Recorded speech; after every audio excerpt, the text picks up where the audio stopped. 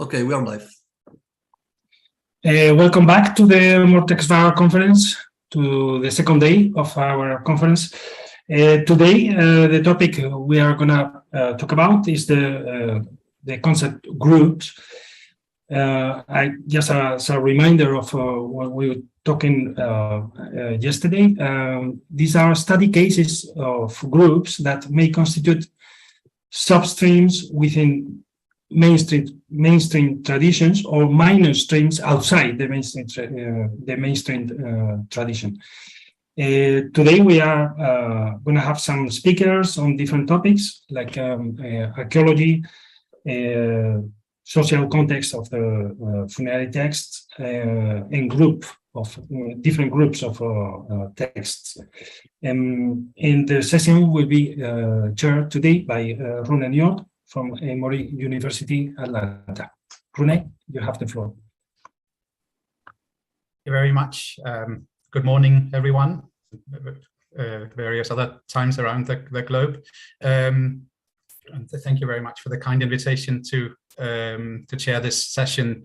We have an exciting program ahead of us today as well. So I think without further ado, let's get started. I'm very much looking forward to today's paper. So it's a great pleasure to welcome our first speaker, Seria Yamazaki from Waseda University, who will talk to us about repeating the ritual underground performance of the royal object ritual in the Middle Kingdom. Seria, please go ahead. Thank you.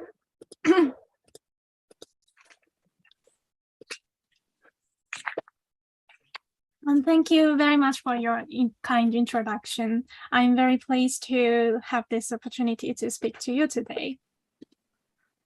This paper examines the possibility that the royal object ritual was performed strategically in the Middle Kingdom. The royal object ritual's significance stems from its connection to the hourly vigil, which is a crucial point of ossification. According to Williams, the hourly vigil seen from the tomb of Sheshonq III, as on this slide, depicts the deceased lying on the bed, beneath which lie several items similar to those associated with the royal object ritual depicted in the object friezes on early Middle Kingdom coffins. These objects were retrieved from late Middle Kingdom tombs as three-dimensional real clay goods. Unlike the food offering ritual, the royal object ritual takes place only once at the funeral. This leads to our assumption that the royal object ritual the performance of the royal object ritual was well planned to maintain its effectiveness by establishing a structural ritual space. Here is the outline of my presentation. In the first part of this paper, we will analyze the object friezes, and in the second part, we will study several tombs where real objects have been found. Finally, this paper suggests that the royal object ritual was strategically organized in the Middle Kingdom. So let us begin by examining the object friezes. First of all, I'd like to talk about what type 2 coffins. The type 2 coffins, which replaced type 1, appeared around the reign of Amenemhat II. The differences between the two internal decoration types become obvious when we observe their front side, because the object friezes are depicted on the front side of type 2, but they are not shown in this position for type 1. Then I'd like to show you the objects categorized into the royal object ritual. Object offering rituals represented in the object friezes can be categorized into several groups, and one of them is the royal object ritual. These objects were originally listed in the pyramid text. According to Williams, they were further subdivided into 3 groups, as shown on this slide. With these points in mind, let us look at our analysis. Prior to the analysis, each label and the picture were organized by reading labels and identifying each picture as shown on this slide. Sorry for writing in Japanese. Over 1,000 objects associated with the royal object ritual are identified on these object coffins.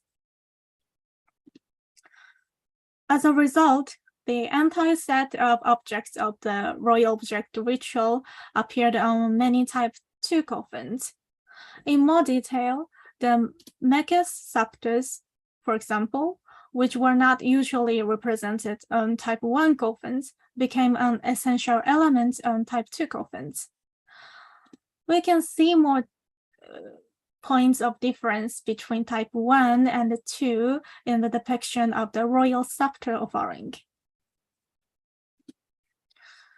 If you look at the royal scepter offering, it is noteworthy that some of them appeared in pairs on type 2 coffins, as these pictures show. And we can see in this figure that these pairs did not frequently appear on type 1 coffins. But if you look at type 2 coffins, it is clear that they became pairs. We have seen that the royal object ritual was particularly performed on type 2 coffins. So here we limit the discussion to the type 2 coffins to examine their layout on the front and the back side. First of all, the royal dress offerings, which are often represented on the back side, labels attached to them sometimes indicate a specific part of the body where the object is most strongly associated, like a tail at his hips.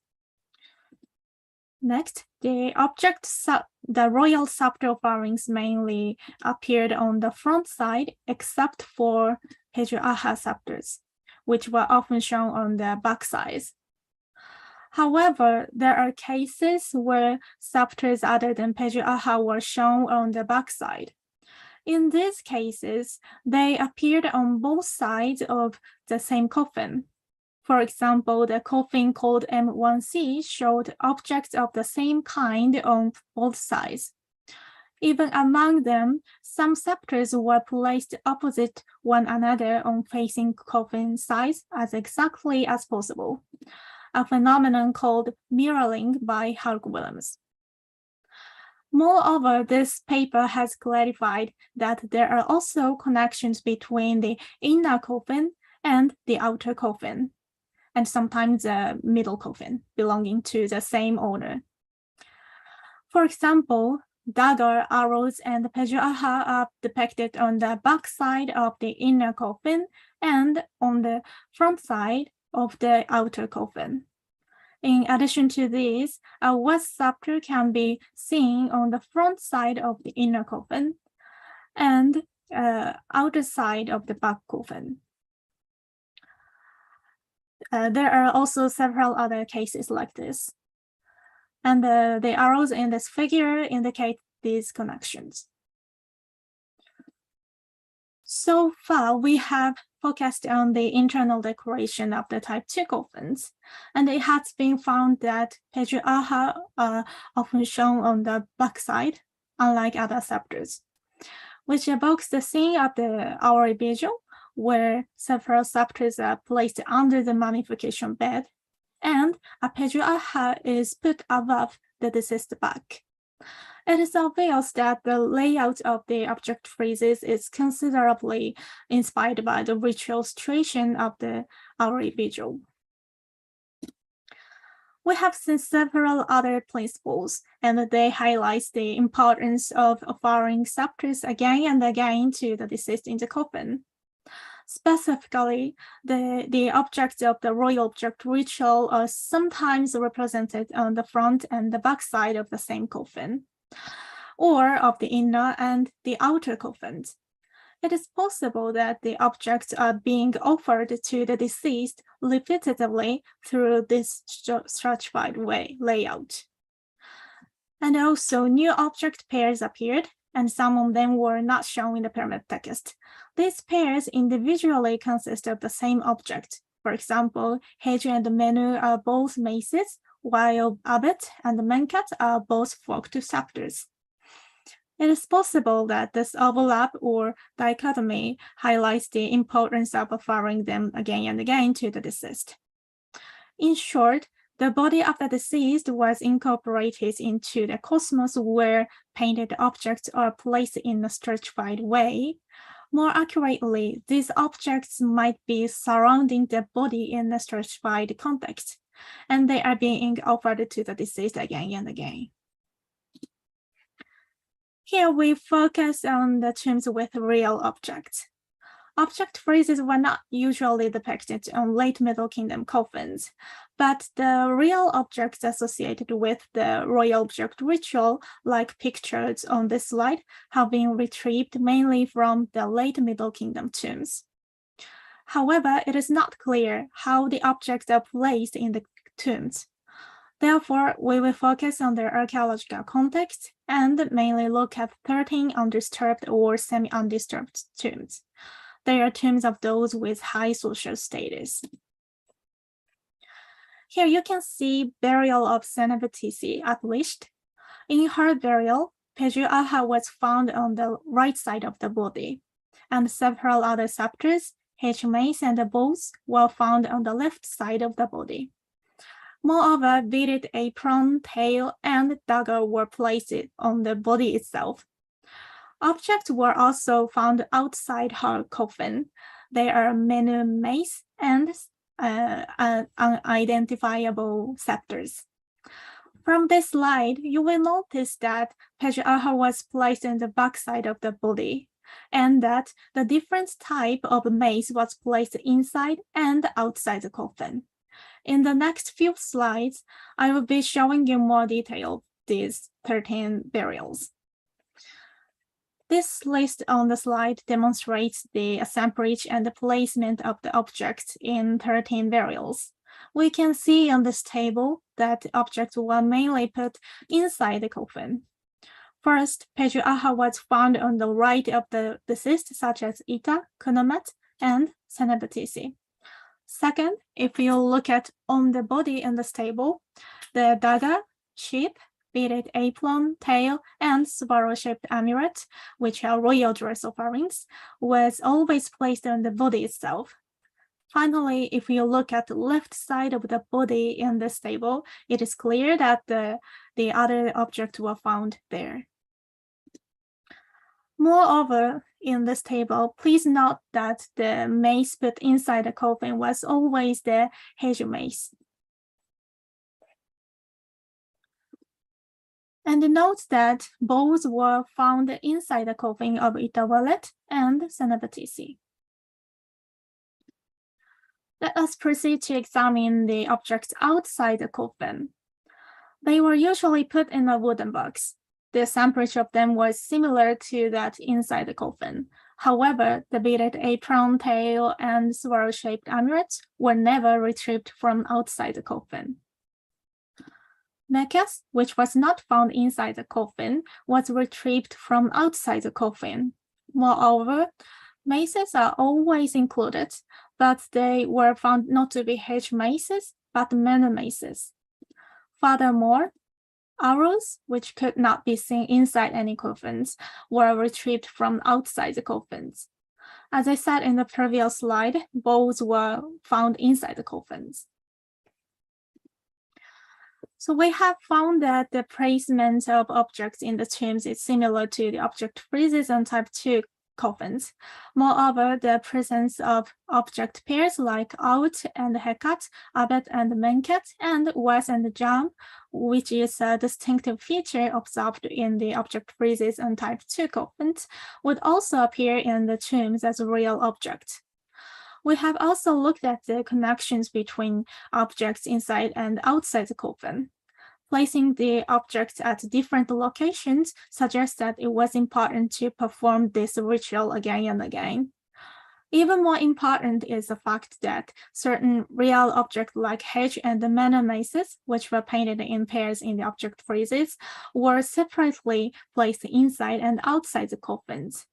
It is possible that the objects placed inside and outside the coffins were related, and they functioned mutually to complete and repeat the ritual in the tombs.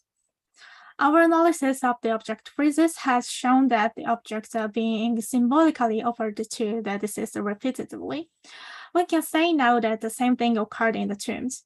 The royal object ritual was symbolically performed repeatedly in the tombs via placing real objects in a stratified way.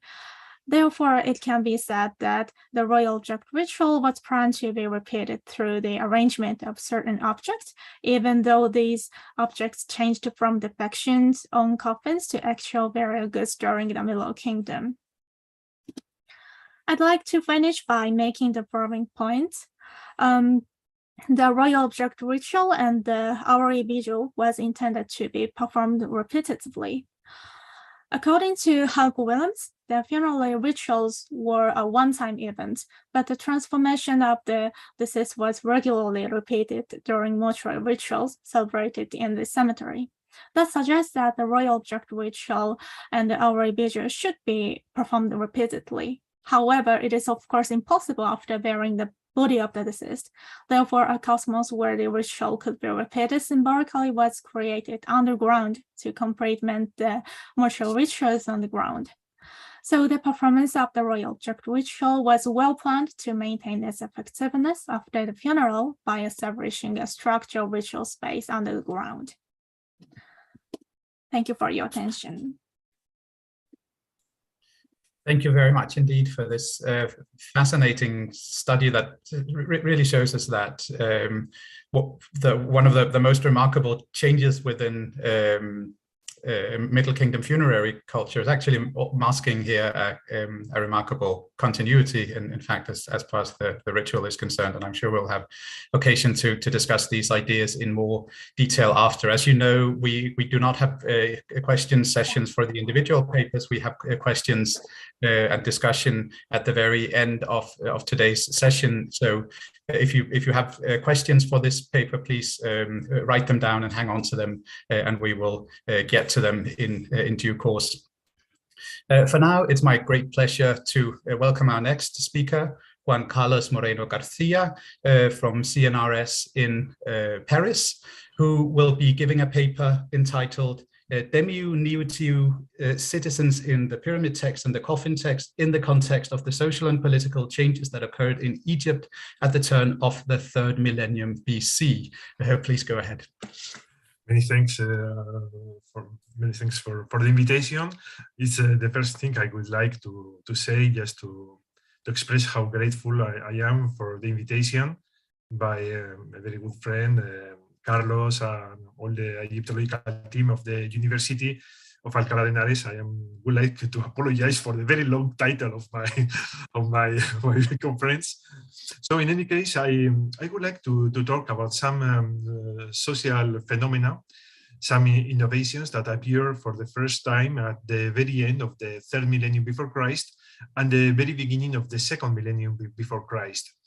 And it concerns the coffin text especially, and also the epigraphical record from this period, and how we can cross the information coming from these two very different sort of sources, and how we can analyze what was going on in this period in Egypt.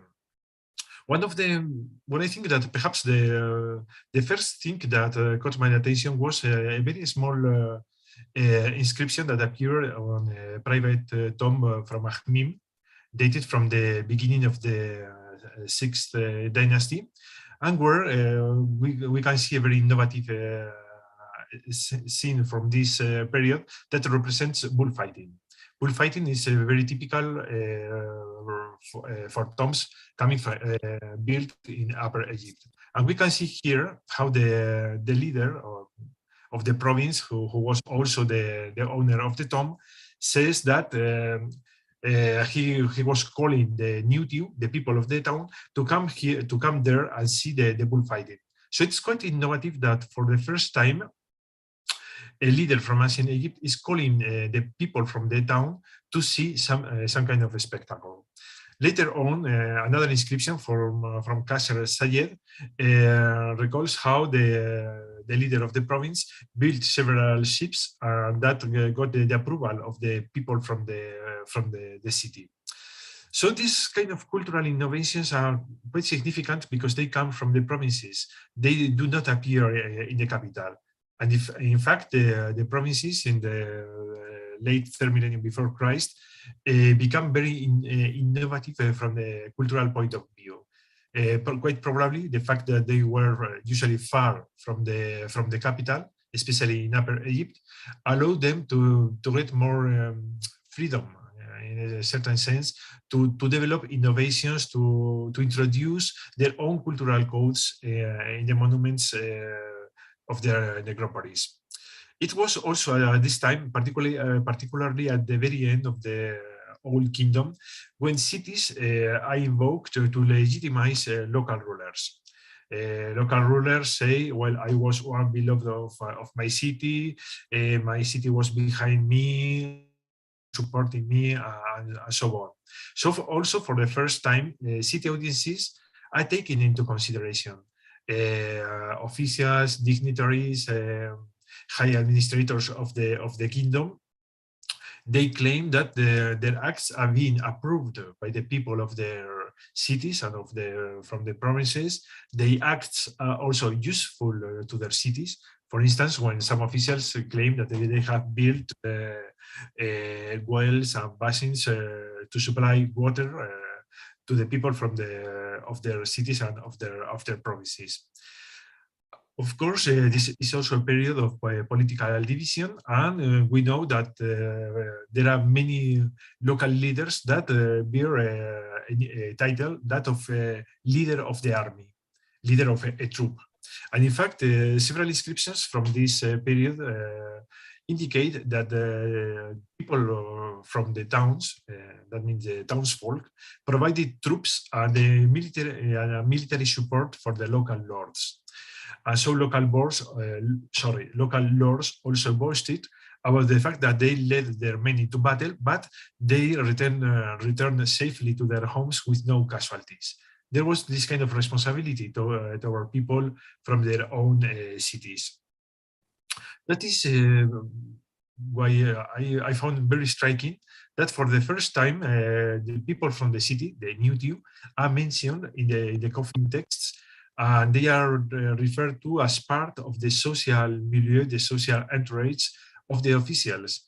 And they are worth mentioning alongside their other household members.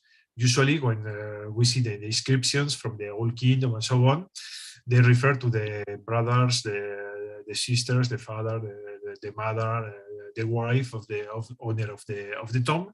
In some cases, they also refer to the serfs, the meret, and so on.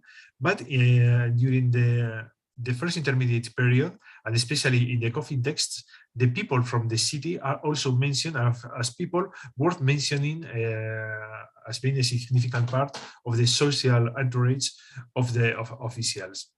I think that this can be explained because cities and towns became for the first time true nodes, true centers of political organization in Egypt, especially after the fragmentation of the country during the first intermediate period. It was a time where several local lords were fighting for power, for supremacy. There was not a single pharaoh acknowledged everywhere in Egypt, and who could provide legitimacy to the local rulers. So these local rulers apparently found that this new kind of legitimacy can be gained by invoking their fellow citizens and acting for the benefit of their cities. This was also another period in which city gods became a source of local identity and legitimacy.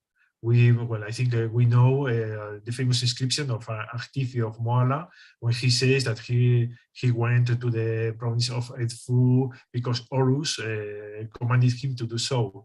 There has been a lot of discussion about to interpret if Horus refers to the king or simply to the god Horus. In any case, other officials from this period also refer to gods guiding their acts and their actions, especially in these troubled times. But there is also another term that appears in the coffin text, and it's very useful to analyze. It's the term demiu. Demiu means literally the people from the demi. So we should ask what is the demi? A demi refers to a very particular area of a city. It's the harbor area. So apparently demi became quite common, or became mentioned for the first time in several inscriptions from the first intermediate period. And the people living in the demiu was also so important that they were also referred to in the coffin texts. So perhaps I think this may refer to a new reality. Is the importance of harbors and riverine traffic in Egypt during the first intermediate period. Quite counterintuitively, we can say that this was not a period of economic crisis, but in fact we can see that trade increased. There were commercial networks operating outside Egypt, sometimes led by people from Elephantine, like the inscription of Setka of Elephantine. But in other places, archaeology proves that there were increasing contacts with the area of Greece, the Eastern Mediterranean, and so on. And perhaps that's why many officials from this period refer to the private possession of ships.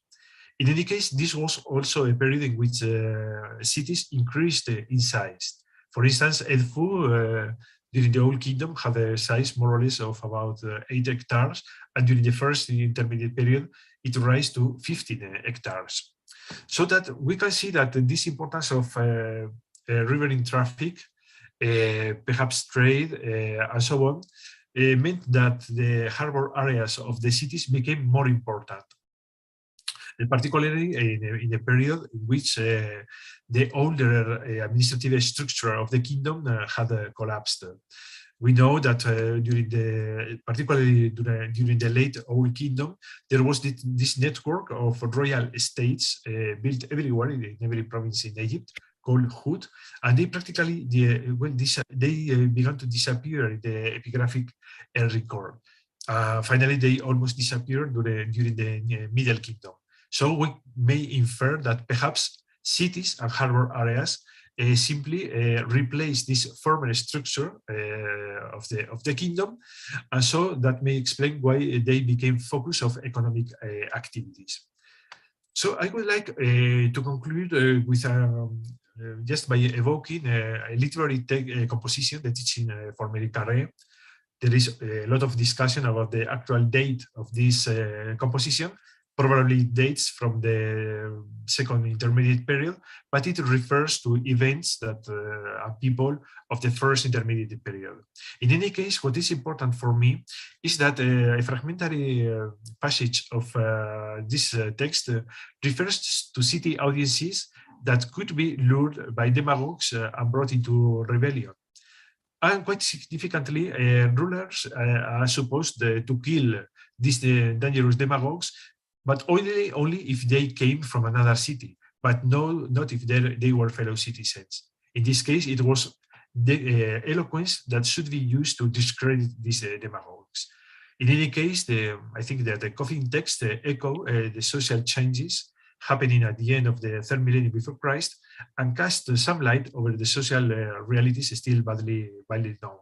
And I think there is a lot of work to do to cross this the epigraphic evidence with the archaeological evidence and the information provided by the coffin text. And so to conclude, I think that despite the fact of being poorly documented of a system, they contribute nevertheless to rethink the system itself and how it adapted to new conditions after the turmoil of the first intermediate period. And well, I thank you very much for your attention. Thank you very much for this. And another case of diachronic change clearly, but one in which we can see, as you say, the social developments and the social context sort of bleeding through into the text in quite concrete ways in terms of the vocabulary that's used. So thank you very much for this this fascinating paper. Many thanks. Once again, if you have questions, please hang on to them for the end, and we will move on to welcoming our next speaker, Cristel Alvarez from Brown University, who will be giving a paper entitled "New Spells, New Compilations, and the Concept of Variability in Sequences of Pyramid and Coffin Texts." Please go ahead. Thank you so much, Bruno, for this introduction. Can you all hear me? Yes. Can you hear me? Yeah, okay, perfect. Thank you. I would like also to just apologize for not being able to attend yesterday, all those fascinating talks, but I look forward to accessing the recordings. So as you may notice, I have slightly changed my title. So my research has indeed taken me in a slightly different direction while moving forward, and I'm addressing now the concept of variability in relation to orality in the transfer of ritual text, focusing on the spell PT 627b and later variants. So here are the sources on which I have based this research. So the spell that I just mentioned, which occurs in several pyramids of the Old Kingdoms in different levels of fragmentation. So in King Teti, Pepi, Merenre, Pepi 2, in Andres and PP2, which are not published yet, but I'm thanking here Bernard Mathieu for sharing with me this passage of the pyramid.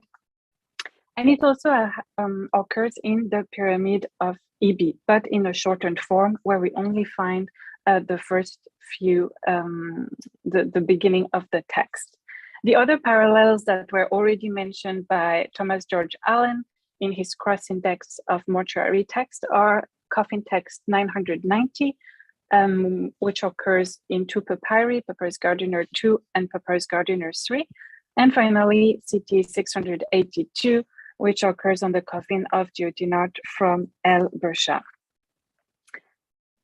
I've added here a new number, PTC 627C, which is a label that I have given to the text in the Pyramid of EB because the text was not numbered by Jequier. I refer to that text as unnumbered text in the previous paper, and I've decided now, for the time being, to give it the number 627C in order to keep this connection with spell 627.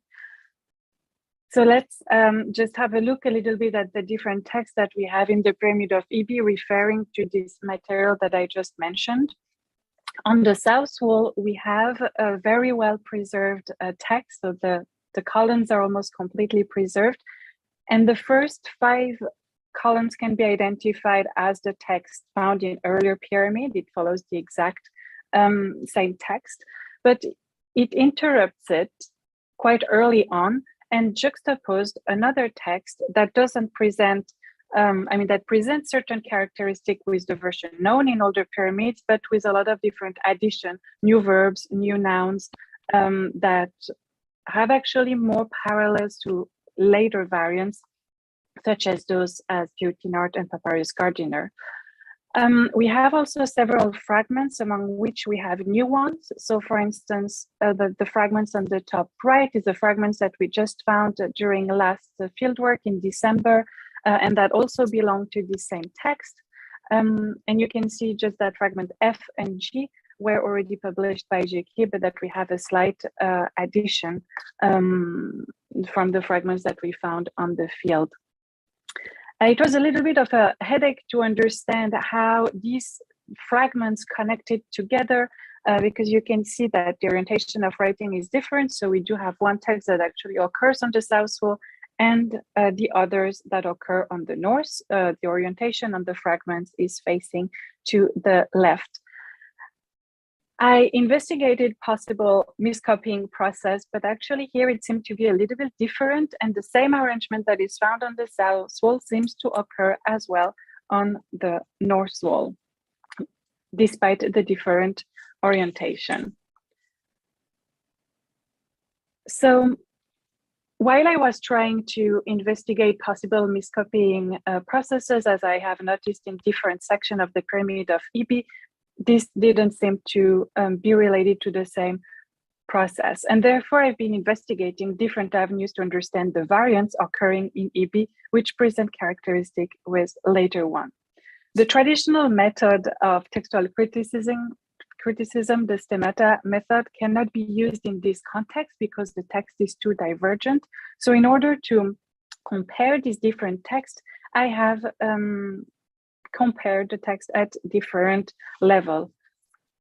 So I'm addressing in the paper structural variability within the text, within the order of different themes that occur, and within one section of the text, which I've selected, the Götter-Vergliederung.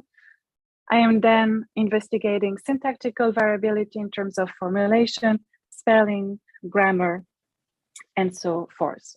So for the first point, I have tried to identify the different themes that occurred in these different spells. And you can see on the left, the identification of common themes that I have labeled A to I.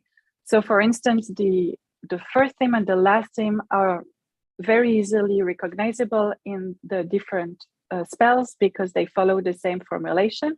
It always starts with the deceased identification as a great falcon on the battlement of the enclosure of Im and Ren, and it finishes with the mention of the last day of the year. Identifying some of these different themes was not as straightforward as one may think because the formulation of these different sections did diverge significantly. So in the table that you see on the right, I've tried to compare these different themes labeled A to I in the different occurrences by numbering them from 1 to 9, and you can see the number in bold. So the version in the pyramid text, which is the one on which I based my numbering, shows sequences flowing from 1 to 9, which we find as well in the version of Duthinard, despite the different formulation. If we look at the version in the center, so the version in EB, the new version that I've labeled 627C, and the version in the papyri, we can see that some of the themes that I have identified among in the version of the pyramid doesn't occur, and that the order seems also to diverge. So we have several numbers that occur in EB at the beginning, where we see the first theme and the last theme. Again, in for the theme B, we have it occurs in the 3rd position and in the 10th position, and so forth. So again, this could have hinted at some sort of garbled miscopying process. But if we look at the content of the text, it actually seems to flow within this current structure. And I'm giving you here a brief example with the beginning of that spells that introduces the role of the deceased at the beginning of the text and again at the end of the text as being the guide of Re in the 2 barks at the end of the year. And so this section read as, EB has reached the Achet and has acted at the prow, so the prow of the solar bark. He soared as a divine hawk over the battlement of the enclosure of Im and Ren, for Kakari has been appointed as guide of Re of his 2 mat. And again, towards the end of the text, just moving this here, it says, EB has been made to stand there like the helper in the sky on the day of completing the year. So despite this initial sort of garbled impression that we can get from the comparison, when reading the text, we have a feeling of a more coherent version. Moving on to a different section, now the Gliedervergöttung.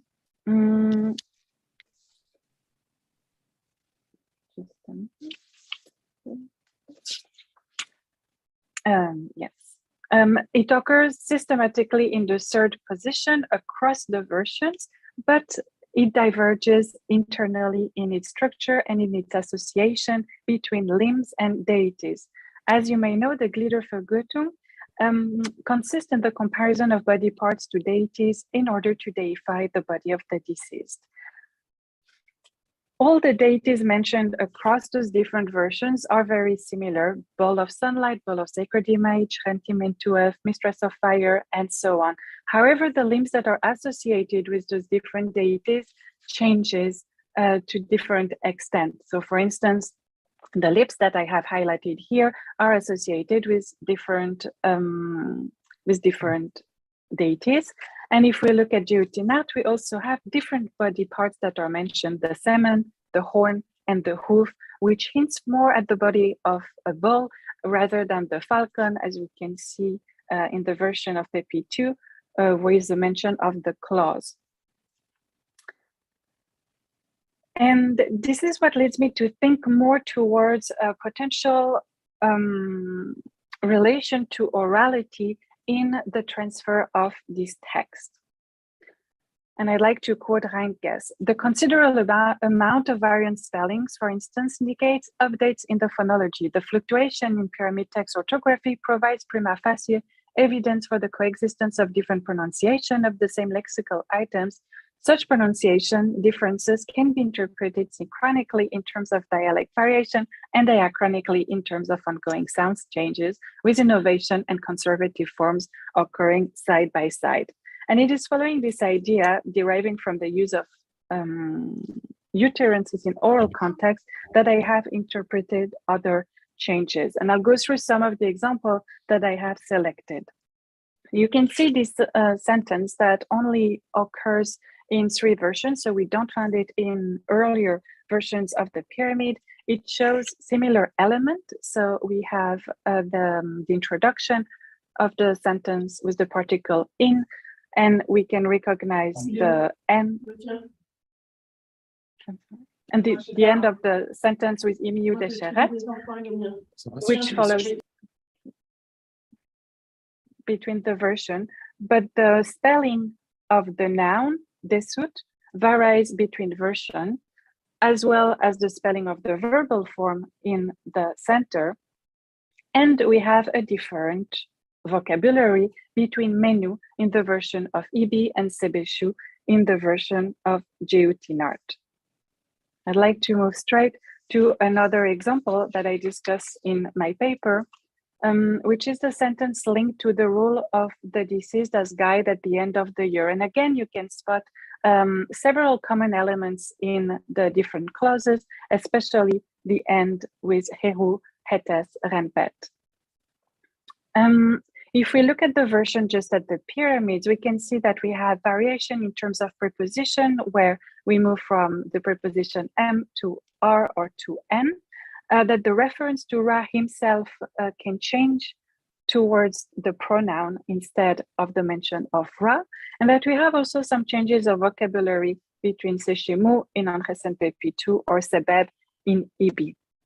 More importantly, we have addition within the sentence that do not have any precedence. For instance, in Ibi, the section that I have highlighted here, with the introduction of the term aha for the helper, which is not found in any version preceding Ibi, nor following it within this context that I'm studying today. And finally, when we look at Geotinart and Papyrus Gardiner, we can see that the beginning of the sentence also changed significantly with the addition of a different verb, and in the version of Geotinart, a play in this repetition between men and pet and semen and pet, and again iterations in the second part of the sentence where we found a similar introduction of the same components 3 times, M sebeb ur, M sara, M sebeb nehe, before finishing with Herupu and Hetes Rempet. So the version in Geotinart is actually the longest one because of this additional iteration, which hint at a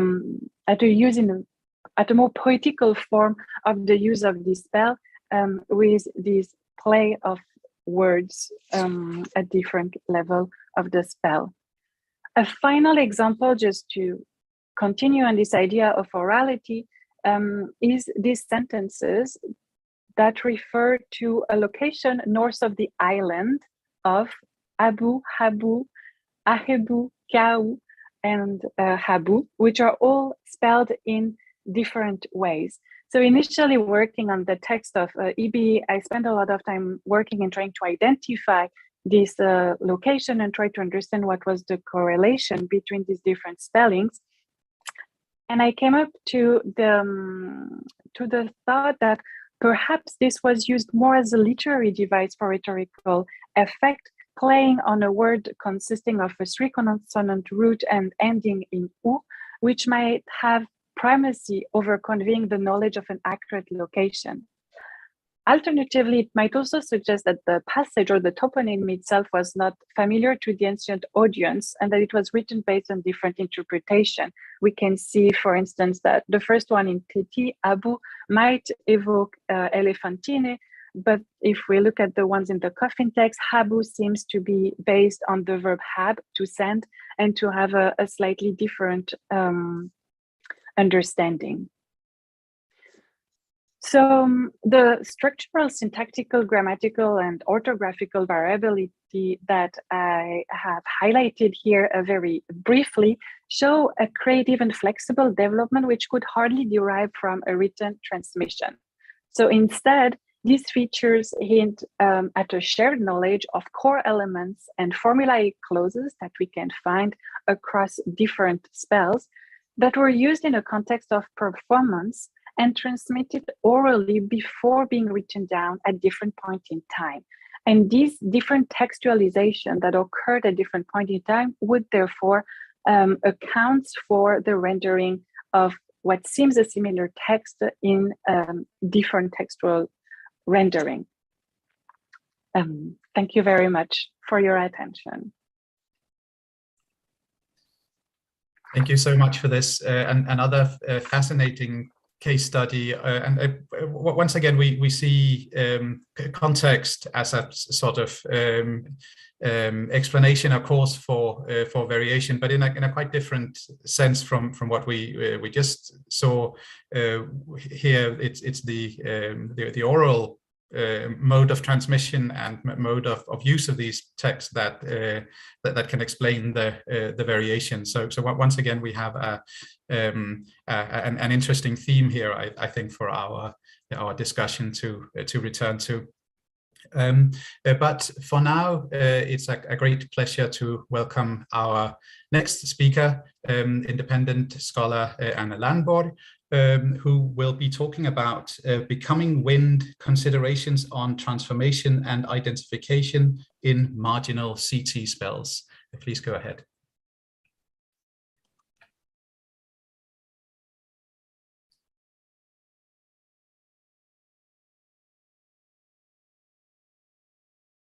Sorry, I just needed to unmute myself. Thank you very much.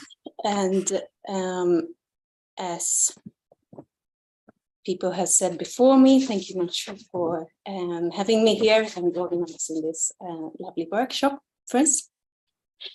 So I've set consideration on some marginal spells and how they vary. So then, of course, need to start with what do they actually vary from in these transformation spells. So we have the transformation spells. A lot of you, I know, are more than familiar with them. We have these rubrics with Schepper or Schepper M, and normally translated as becoming or transforming into something, or the later variants of making manifestations into. And they are then normally followed by an actual being, for example, Harter, as in this case. Most commonly gods or birds in the coffin texts. And what is also, I shouldn't say kind of norm, but what is very common in the coffin text is to also find this kind of sentence in the body of the spell, where you first have the rubric becoming Harter, and then somewhere in the body of the spell also kind of identification between the speaker and the same being that we have in the rubric. Absolutely not the norm, not all the time, but it's common at least. And we have several examples of it. I will here focus quite a lot between the correlation between the rubric and what we find in the body of spell. We have a being in the rubric here, Horus or Heka. And when I say that someone is identified with something, I talk about this kind of sentences that says, I am Heka, for example. And we have this kind of identification also in other types of rituals and other types of spells. For example, in medical text, where, like here, mother and child, they identify the patient with Horus, you are Horus. So I want to show this because this is a kind of an identity of, or kind of identification between the speaker, or here the patient, that is a temporary identity. It's not actually a permanent identity that someone takes on forever. It's a kind of ritual identity, and most often for a particular purpose, like here being the Horus child who overcomes diseases, for example. So it's probably made for a particular purpose. If we can always exactly tell that particular purpose is, of course, another thing, but I hope that we can in at least a number of cases. And I think kind of tend to think about this ritual identity as something that is taken on for as a result, for a particular purpose. Sometimes I wonder if it has something to do, you can say that I did my, or they could say, I did my Repuru in this town, which means basically I grew up in that town. If it's sort of the same of passing through phases, that we also in a way pass through these identities, or these Repurus actually, for a phase and for a particular purpose. Often we can tell the purpose of it, or we have, for example, for gods, it can be about authority or power or kinship. Birds, quite often about flying and passage, or of course the gods can, the birds can have connection to different gods. And of course, we have other kinds of being in these transformation spells as well. For example, as our share of the day has written about the scribe spells, and so on. But what is common for most of all these, that they are actually some kind of proper being. I was about to say actual being, but depends how you see Egyptian gods, but proper being, some kind of identity that they might not always identify with in the spell, but it's at least possible to identify with them because they are beings. Which then differs from my small little collection of spell, which I have here. They have instead Repru and Chao, so wind or breath, or in the next one, the 4 winds of the sky. And in the last spell, it's only 4 spells in total, and it's a Sedjet fire. So we will look at, I don't have time actually during this short presentation to go through all of them, but I will try to show you some examples, just enough to highlight some points. As you can see, it's a small collection of spells, only 4 admittedly, but they are attested on 10 different coffins belonging to 9 different people, as well as on Papyrus Gardener 2 and 3. They also have a nice geographical spread, so we can at least exclude that it's not a very local tradition somewhere. So to look at them a bit more in detail, the first one here, spell 223, has I've translated as manifesting as breath, or in an alternative version, spell for inhaling the breeze.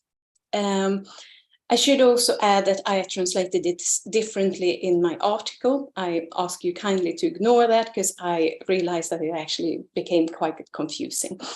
So please ignore that and look at this translation instead.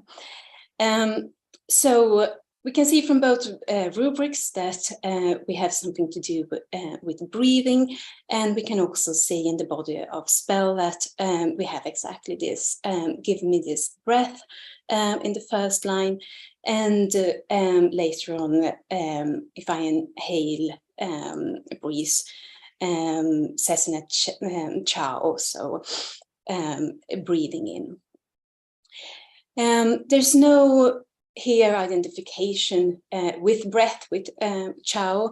He says, I am the one who split what is joined, which probably connects it to Shu. But there's a difference between Chao, wind or breath, and Shu, air, and neither wind nor fire actually have a proper personification in the Egyptian pantheon. And there's also different between the actual air and the moving on the air, the wind, and it's the same thing with breathing, which is actually a movement of the air, which we can also see in the next spell, where we have winds coming from different directions. Here we have manifesting in the four winds of the sky, knowing the name of the god in charge of the ladder of the sky. And as you can see also in the body of the spell, he says, he talks about the four winds, the south, north, west, and east wind, and he's sitting in them. He also he sits in the sunshine and the drying wind. There's also another version which has a slightly different rubric. It starts with the same as knowing the names of the god who here guards the ladder of the sky. And then for the one who knows this spell, he will be at the portal in the sky when he has gone to his car. So with this rubric and him sitting in the wind, we assume that this has somehow to do with passage to the sky and being able to reach it, and winds being in between. So again, we are close to here in Shu realms, but it's not exactly the same, and moreover, the rubric doesn't actually say anything about Shu. It talks about the winds and not a particular god. The last spell that I want to look at is this as 284, manifesting as or in fire. I am not entirely happy about this translation, or how to reflect this Schepper in the translation. If you have a better idea, please let me know. Fire in the realm of the dead and every place of the West. And this is interesting because this actually starts off with an identification between the deceased, Osiris-N, and Horus, who then says that he belongs to the great lady of the foreign countries, lady of flame, the great one who is between the horns of the disc of radiance. And here we can probably conclude that they are talking about the Reyes. And again, the Reyes is not a personification of fire, but she is the lady of the flame, or the mistress of fire, and she spits fire and can therefore protect her wearer in the crown. And of course, we have a parallel between Horus and the king. And the last line also talks about her rescuing Re from Apep. So we might assume that by Osiris-N being Horus, belonging to her, assumingly he also gains her protection. So at least that's my analysis of these particular spells. So if we look at a very simplified picture of what we can see in, for example, when we have rubric with the bird, and we can see that the purpose seems to be that they want to be able to fly to a passage to the sky. We have the deceased either being identified with the bird or not, depends on the spell. But the result is that the deceased can then fly to the sky. However, in these particular spells, there's no being in the rubric that can be reflected in the spell to be identified with. Not that it's absolutely necessary, but if we turn it around instead, because the rubrics were probably added later, and what they've looked at in the spell is not to have picked up a particular being to place in the rubric, but they have actually looked at the result or the gain that the deceased gets instead. So instead of saying having the being in the rubric, they actually say what they get. So they here, for example, gain the breath, or is being in the wind, or protection through the fire. And that is what has actually been picked up and put in the rubric. Thank you. Thank you very much for this. Another case of sort of surface variation that turns out actually not to reflect a fundamental difference, but something that on the overall level of abstraction actually works quite similarly as you showed here. So kind of another window into how we can understand variation. So thanks very much for that. We will move on now to welcoming our next speaker, Jannik Wichmann from the Rheinische Friedrich-Wilhelms-Universität Bonn, who will be giving us a paper entitled "The Many Ways of Escaping from the Fishing Net Regarding Variability and Prehistory of a Spell Group." Please go ahead.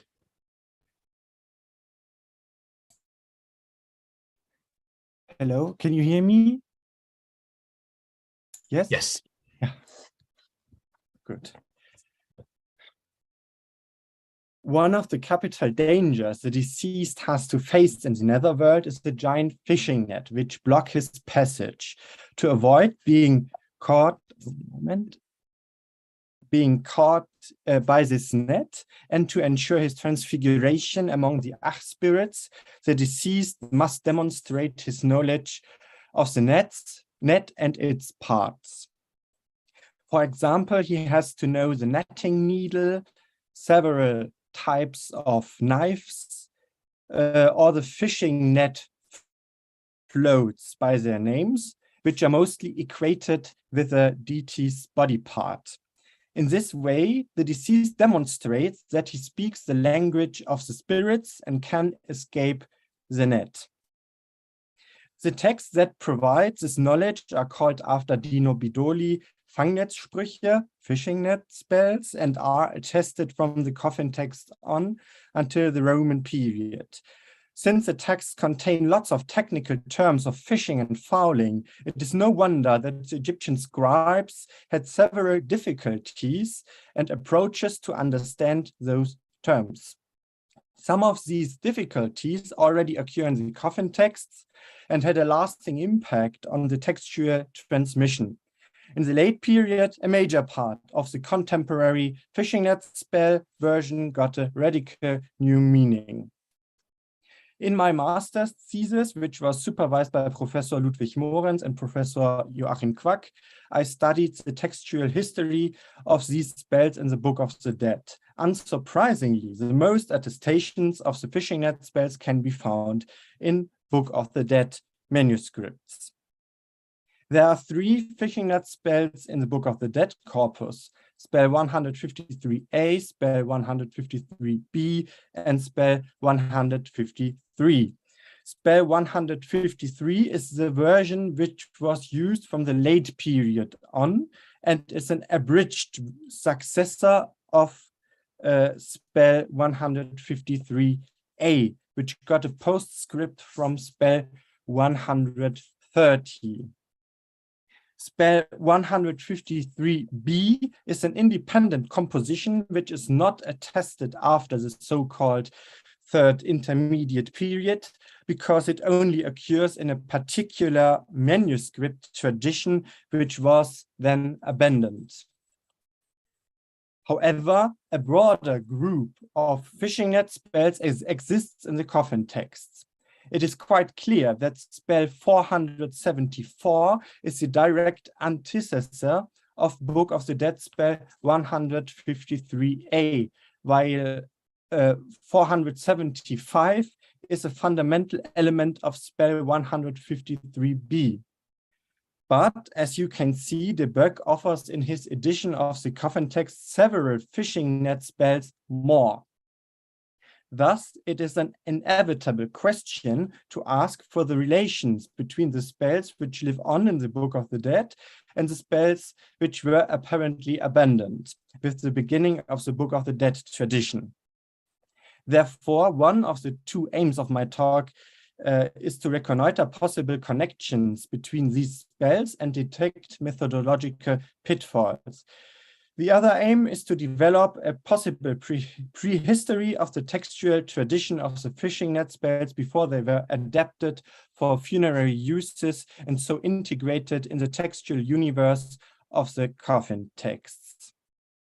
I'll begin with the second aim.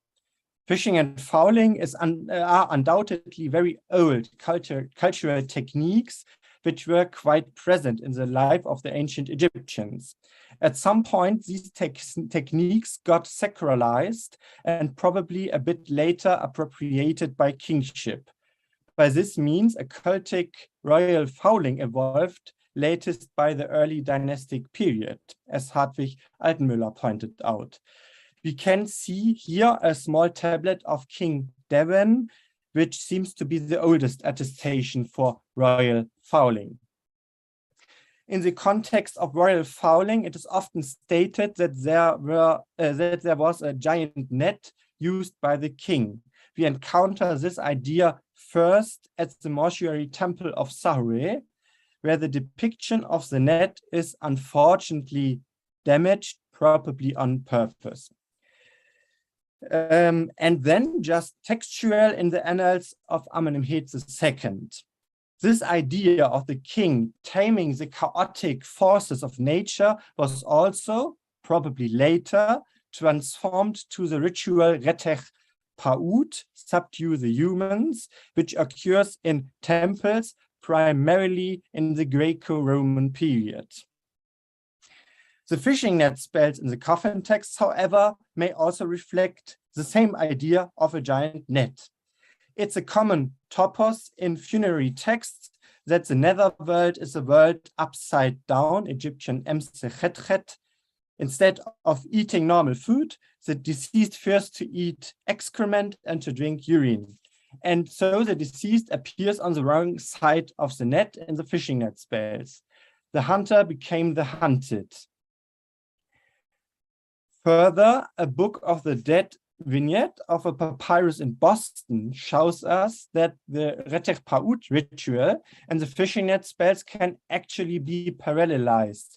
The demons in the vignette are animal-headed, and they seem to be the same animals as the major gods in the Retech Paut ritual.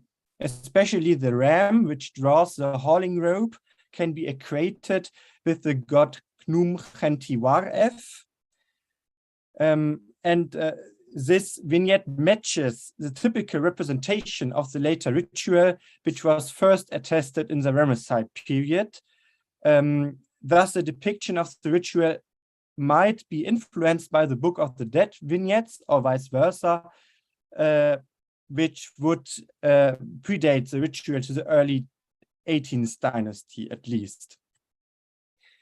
I presented possible connections with other ideological or religious net beliefs, but those are not necessarily the origin of the proper fishing net spells. Dino Bedoli argued that the fishing net spells reflect an old initiation ceremony of the fishers and fowlers, which might have been in use in the Old Kingdom. The apprentice elaborately demonstrates his knowledge about the paraphernalia for fishing and fowling. Later, these texts were adapted for funerary uses to answer the belief of an otherworldly giant net. Hence, we can expect the origins of the fishing net spells and oral traditions of the fishers and fowlers in the Old Kingdom. For the dating, we can mention two further arguments. The spells are already attested since the period of regions, the so-called First Intermediate period. And then there are several linguistic features in them which best fit to Old Egyptian. If we accept that the fishing net spells had predecessors in orality, which are obviously lost for us, it leads to several consequences in the type of transmission we have to expect. On the one hand, it is probable that different textual traditions evolved. On the other hand, we should look for repeating patterns and lists which were constantly transmitted. Therefore, we can expect both a higher degree of variation regarding textual compositions and a lower degree of variability concerning different textual elements. Now we have to go back to the group of the fishing net spells in the coffin texts. De Boeck has 8 spells, which we can address as fishing net spells. Spell 481 is not a proper fishing net spell, but might reflect a similar scenario. But the 8 spells are just the classification de Boeck made. We have to check whether we get the same results or not. And even de Boeck mentions that the really short spell 478, which only consists of the initial invocation, is presumably just a textual variant of another fishing net spell, but it's too short to really clarify this matter. Anyway, we stand now in the center of a methodological main issue. What is a proper spell? Should we see a variant of one and the same spell as another spell, or just as variant? With other words, what is needed for a spell to get an own spell number? And even if this particular question is just an issue of classification we face as researchers, we should at least ask how the Egyptians dealt with their different textual traditions. For the Book of the Dead, the definition of a proper spell was even more problematic, but I think the definition of Daniela Luft is feasible. According to her, a proper Book of the Dead spell, if it possesses a spell is a proper Book of the Dead spell if it possesses an own textual history within the Book of the Dead tradition. From this point of view, every variant which establishes a distinct own textual tradition could be seen as a new spell. Unfortunately, most fishing net spells are only poorly attested. However, we should take a closer look. The fishing net spells have a clear structure. They begin with an invocation of the demons and an affirmation of the deceased that they were not able of the deceased to the demons that they were not able to catch him. To ensure this, the deceased now demonstrates his knowledge by reciting a net part catalog. This catalog was in the beginning written in table form, and some coffins have still this representation. Later it became written out, but this was not even standardized in the early Book of the Dead, although those more elaborate manifestations of the spell already exist in the coffin texts. The last part of most fishing net spells is a rather obscure part, which can consist of very different material, which sometimes cannot be traced back to another spell. Just one spell really falls out of line from a structural perspective, and this is spell 474, the antecessor of Book of the Dead spell 153a. This spell has a doubled structure, so we can probably say that two textual traditions were merged. And we can trace these two traditions if we look just at the initial invocations. What I marked in green and yellow here seems to be closer connected to each other. For example, the name of the first demon can be Ma'ahaf or Ha'ef. Most spells have Ma'ahaf, and so does for spell 474 and the Book of the Dead.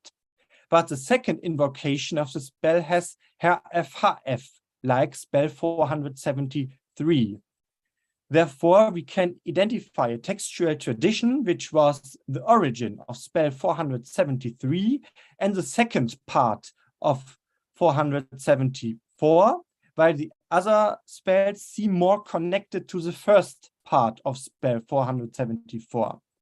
But both traditions are still quite similar and just differ in details, while spell 475, marked here in red, has a complete different text. It only shares the general structure. If we now undertook a first approach for a stemma, something like this could result. It seems to be quite obvious that that both traditions of spell 400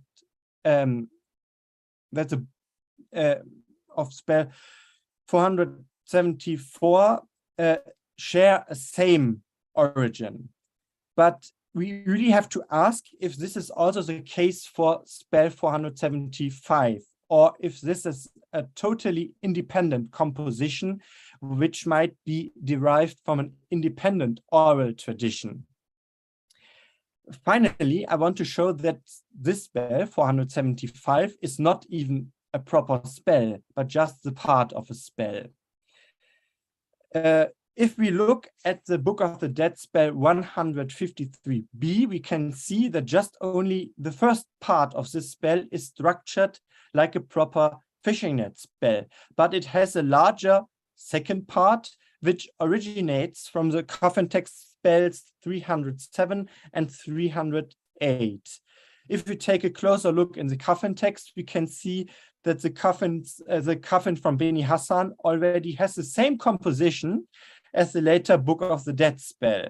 For this reason, we clearly can say that spell 475 and also spell 308, which are not attested alone elsewhere, anywhere else, are no spells on their own.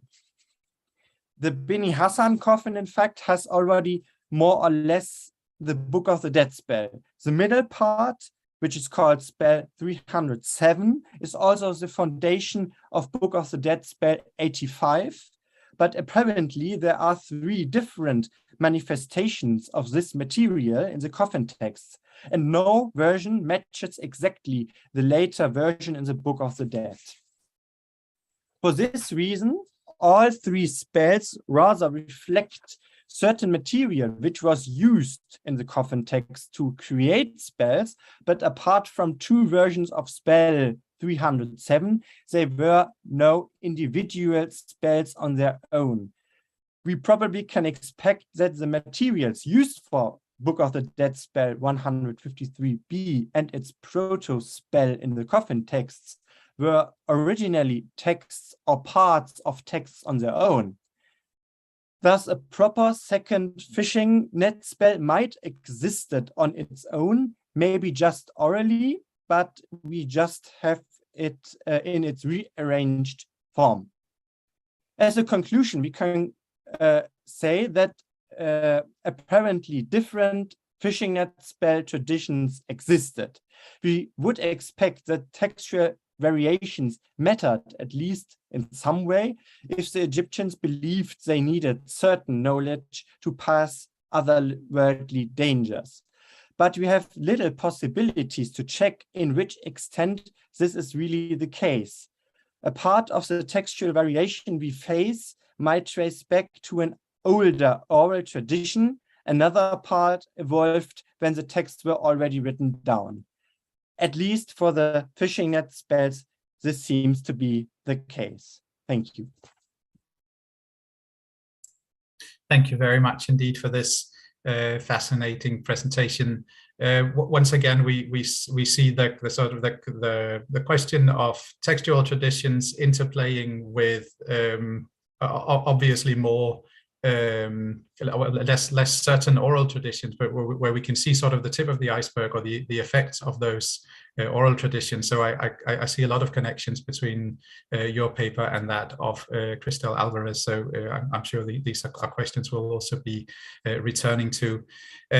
Now, unfortunately, Antonio Morales was not able to join us today and give his paper. So this actually brings us to the end of the paper part of the session. So let's have a 15-minute break, and then we will come back for our discussion at well, it'll be 9:35 for me, I suppose 3:45 for most of you in your, no, sorry, 3:35 for those of you in Europe. All right, thank you and see you soon.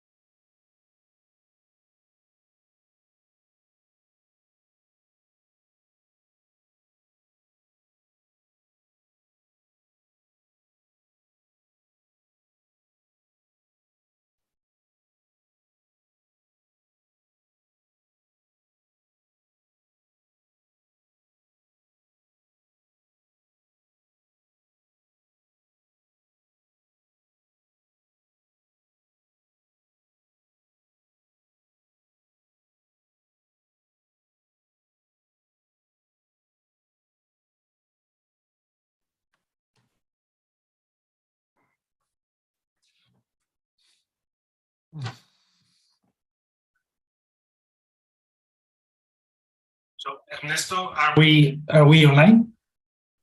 Yes, we are. Okay, perfect. All right, welcome back, everyone. I'm glad to see I didn't manage to muddy the waters completely by accidentally saying 3:45. We are, in fact, beginning now. This second part of our session is devoted to a discussion in the same format as yesterday. And just as a reminder, our the sort of common theme for our papers today was groups. Identified as study cases of groups that may constitute substreams within mainstream traditions or minor streams outside the mainstream. So we can sort of think about the case studies in that light. Again, like yesterday, I believe our host has some questions that would be helpful for getting our discussion started. So I will pass the floor to Carlos. Thank you very much for Jayden in the first part of the session.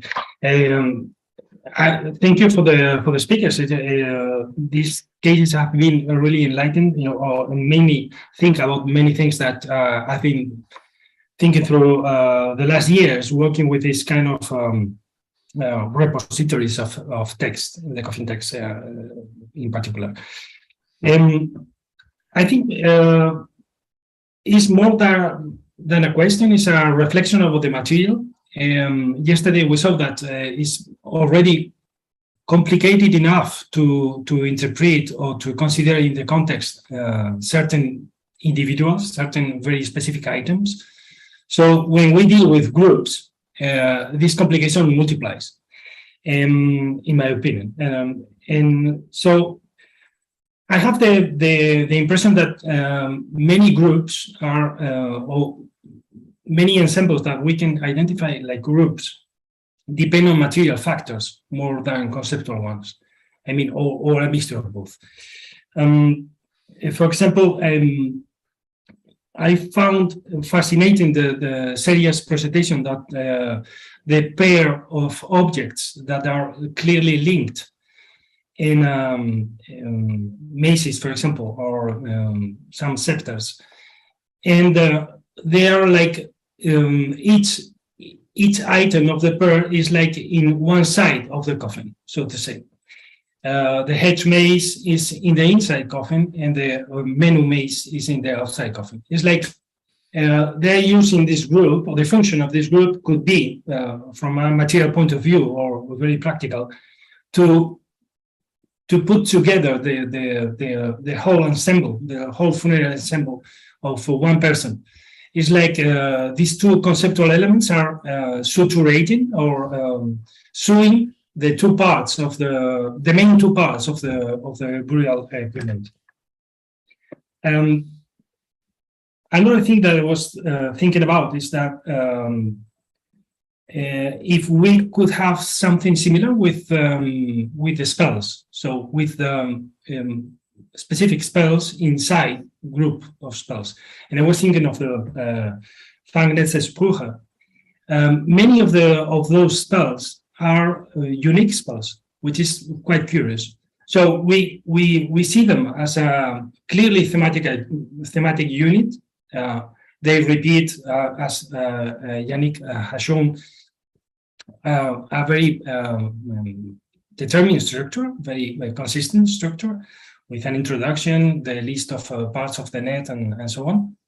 But mostly they appear only in a certain coffin, and but they are clearly a group for us, when you as a readers, but they're like dispersed in reality. So how they are related? What does it mean? Why do you are writing many things in a coffin, and then you put one, but only one of the Fangnetzesprobe there? Because you have place, because it is related to the surrounding spells. We, for us, don't belong to the same book, to the same group. That's one question I find very interesting about groups. Another case is the case that Annie has presented about the Hepero spells. Apparently, a very strong group thematically and functionally of spells. But clearly, I find very convincing the fact that the animation of the target, or the animation of the target, or the same level of the target and the source in the process of transformation, or the process of Hepero, whatever you want to call it, is totally different when the two elements, A to B, are at the same level of animation, singularity, or specificity. If one of the two elements are different, then the meaning or the interpretation of the spell can be totally different. I think that you mentioned in one of the moments of your presentation that what would be a good translation for Hepero as manifesting, but it could be also behaving. So in some cases that you have, I don't know you, but reading those spells, I have the feeling that the disease has no many friends in the other world, and try to sneak into the certain parts of the other world, and then sometimes they have to behave like something which is normal in that part of the other world, so like to go unadverted and unnoticed, no? So he has to almost disguise, no? Sometimes one is tending to translate like disguising in fire or in wind. At least that's my impression. And about the material you presented, Christelle, this is really one of the cases that I'm after to look for another way to approach certain text complexes, for which is very difficult to create a schematic tree, or almost impossible. In my opinion, the process that are implied here is a process which is very similar to sampling in music. So to take a piece of different sources, different songs, or different noises that you feel that can match in a unit, and the only end is that the new match makes some sense, some meaning, and the restriction is probably the context in which you are using the support or the building or the coffin, where you need to put the text in. So the process of textualization is more similar to a patchwork than to a tree. That's my point, or my impression. And I think the example you brought is really exceptional to show that. And well, that's it. That's just some sparse reflections about the problems that group, or the different functions, or functions that groups can play in different cases. And feel free to follow these ideas or put yourself on the table. Right. Thanks so much for these reactions and reflections on the papers. Do any of you have thoughts on those on the ideas that we just had presented, these reactions? Either some of you whose papers were mentioned or questions raised. Any reactions to that? While you think about that, I'll also just mention for those of you watching on YouTube that you also have the option to enter questions and comments, and they will be fed through to me. So please do write down and submit your questions if you have anything you'd like to ask. So any thoughts from the panel here on Zoom? Yes, Lita. Yes, thank you very much also for your ideas, Carlos. I really like the connection to music, and I imagine that this could not just work with view to the text, but so also including, for example, depictions of objects. So with view to what Seria showed us. So it's a question, the music is played with text and also with depictions or representations of objects, and could also maybe include objects of funeral equipment, so that the music is played in different levels or in different representations. So it's not just a question, or I have the idea that it's not just a question concerning the text, but also with other elements of the burials, also including depictions and the burial equipment. And I have a question, but maybe to Seria, but maybe Joachim might add something else to Carlos' ideas. Then I will ask my question later. Yeah, you can. You could ask it as well, but to catch on Carlos's ideas, one thing that you mentioned as disguising, this is actually one that I've been thinking of thanks to a few Capital lectures that I've been following. It is an idea of I got it from a game, weirdly enough, but they talk about mantling. So where you mantle a god, so you're not becoming god, but you are standing in for it in that exact position.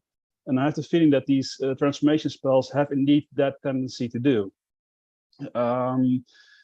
And although I do have to say that specifically for the Capital spells with wind, I still have the feeling that there is a closer connection to the Book of Shu in the coffin text with your spells than like. Of course, it's not mentioned there, and I don't disagree with your idea of how your final format works. But it's more a case that if you just look at spell 75, I'm the one who has exhaled of shape. I'm the one who's invisible of shape. Those are clear definitions towards wind or air in general, because it's something that you notice but you can't see unless something is inside it. So for me, there is a connection there between the Book of Shu in regarding to wind. But I do understand if you go for a different group, and it still shows an intriguing section there. And additionally, thank you for the talk. Sorry, I'm really bad at names sometimes. Or for our first lecture, that you showed that there's mirroring between the inside for an inner coffin and outer coffin. There can be mirroring of the items, and I'm currently instantly wondering in how far that might actually also affect the spells that have been written on it as well. And there might be cases there that there might be some interesting stuff to look at there. So thank you for that, to pointing that out as well. Thank you so much. All right, thanks very much. Anna or Seria, do you have a reaction to some of these ideas? Yes, Anna is nodding. Please go ahead. Yes, if I could, since we touched my subject here. Yeah, to answer your question, the Book of the Winds, as I said, I do think that they are strongly connected, and Shu is also present, both in one of the spells that I showed you and in other spells that I didn't have time to go through here as well. But also thank you for different suggestions on the translation, because my point is really that the rubrics in these particular spells, they are not actually about becoming wind. It's not of actually becoming something, because there's not an actual identity to become. But yes, I do agree there's strong connection. So yeah, thank you for the suggestions of behaving and disguising and mantling. That's really trying to get closer to describe what we actually have, instead of sticking to translation that I'm trying to move away from somehow.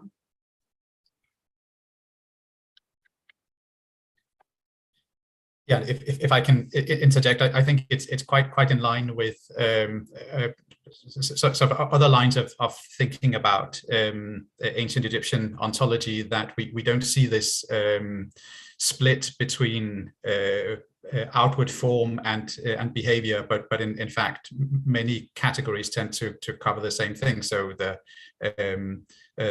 car, for instance, the notion of car determines or influences not just form and existence or essence, as we might say using Western philosophical notions, but also behavior, and that we don't have that clear split between a form that then behaves in a particular way, but actually it's a gradual process of becoming that involves both of those. So I think some of these ideas are clearly in line with that it's not about taking on an outward shape while remaining the same inside necessarily.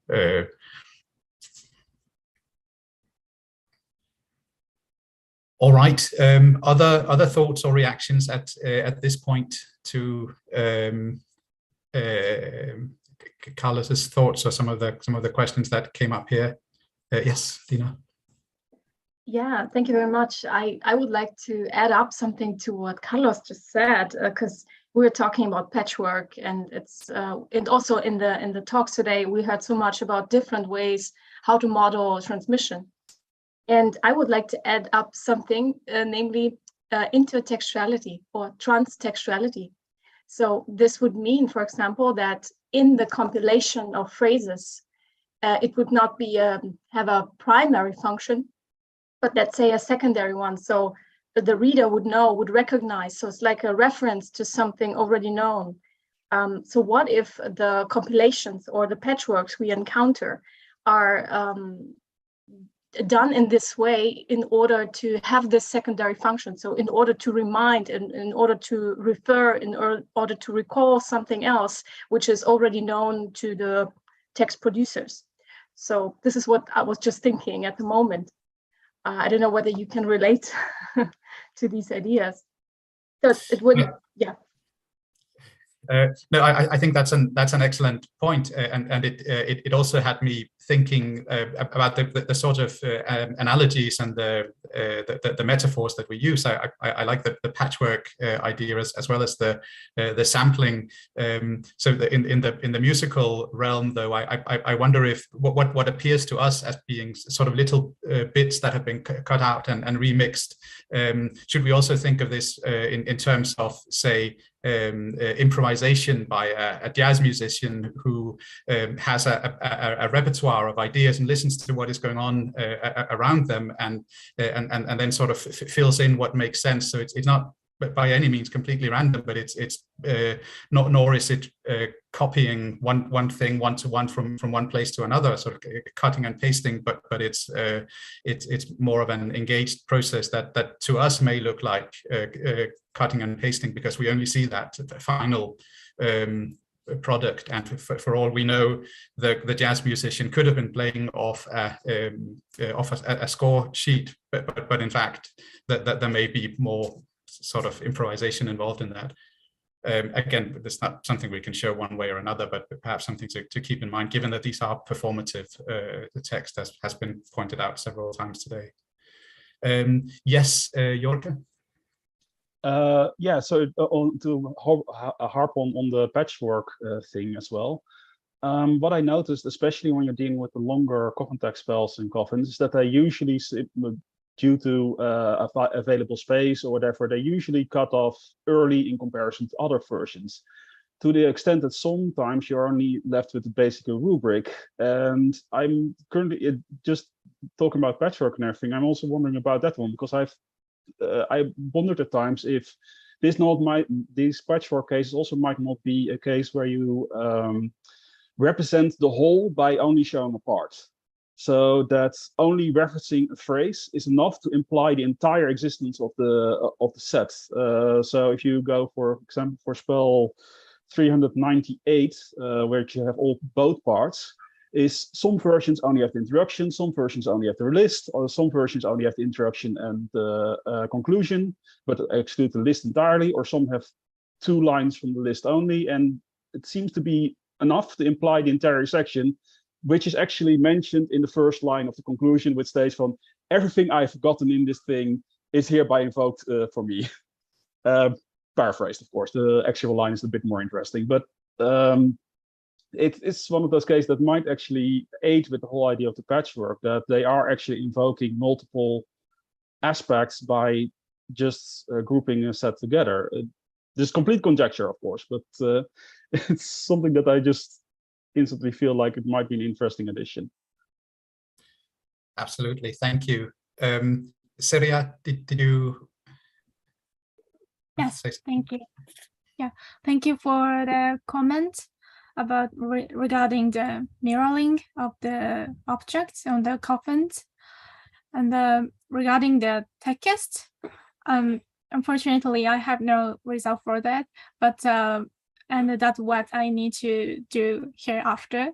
But it has already indicated that object phrases are related to coffin text. So if I look more carefully, the cosmos in the coffins will become clearer, and it may be a correlation between the text on the inner coffin and the outer coffin.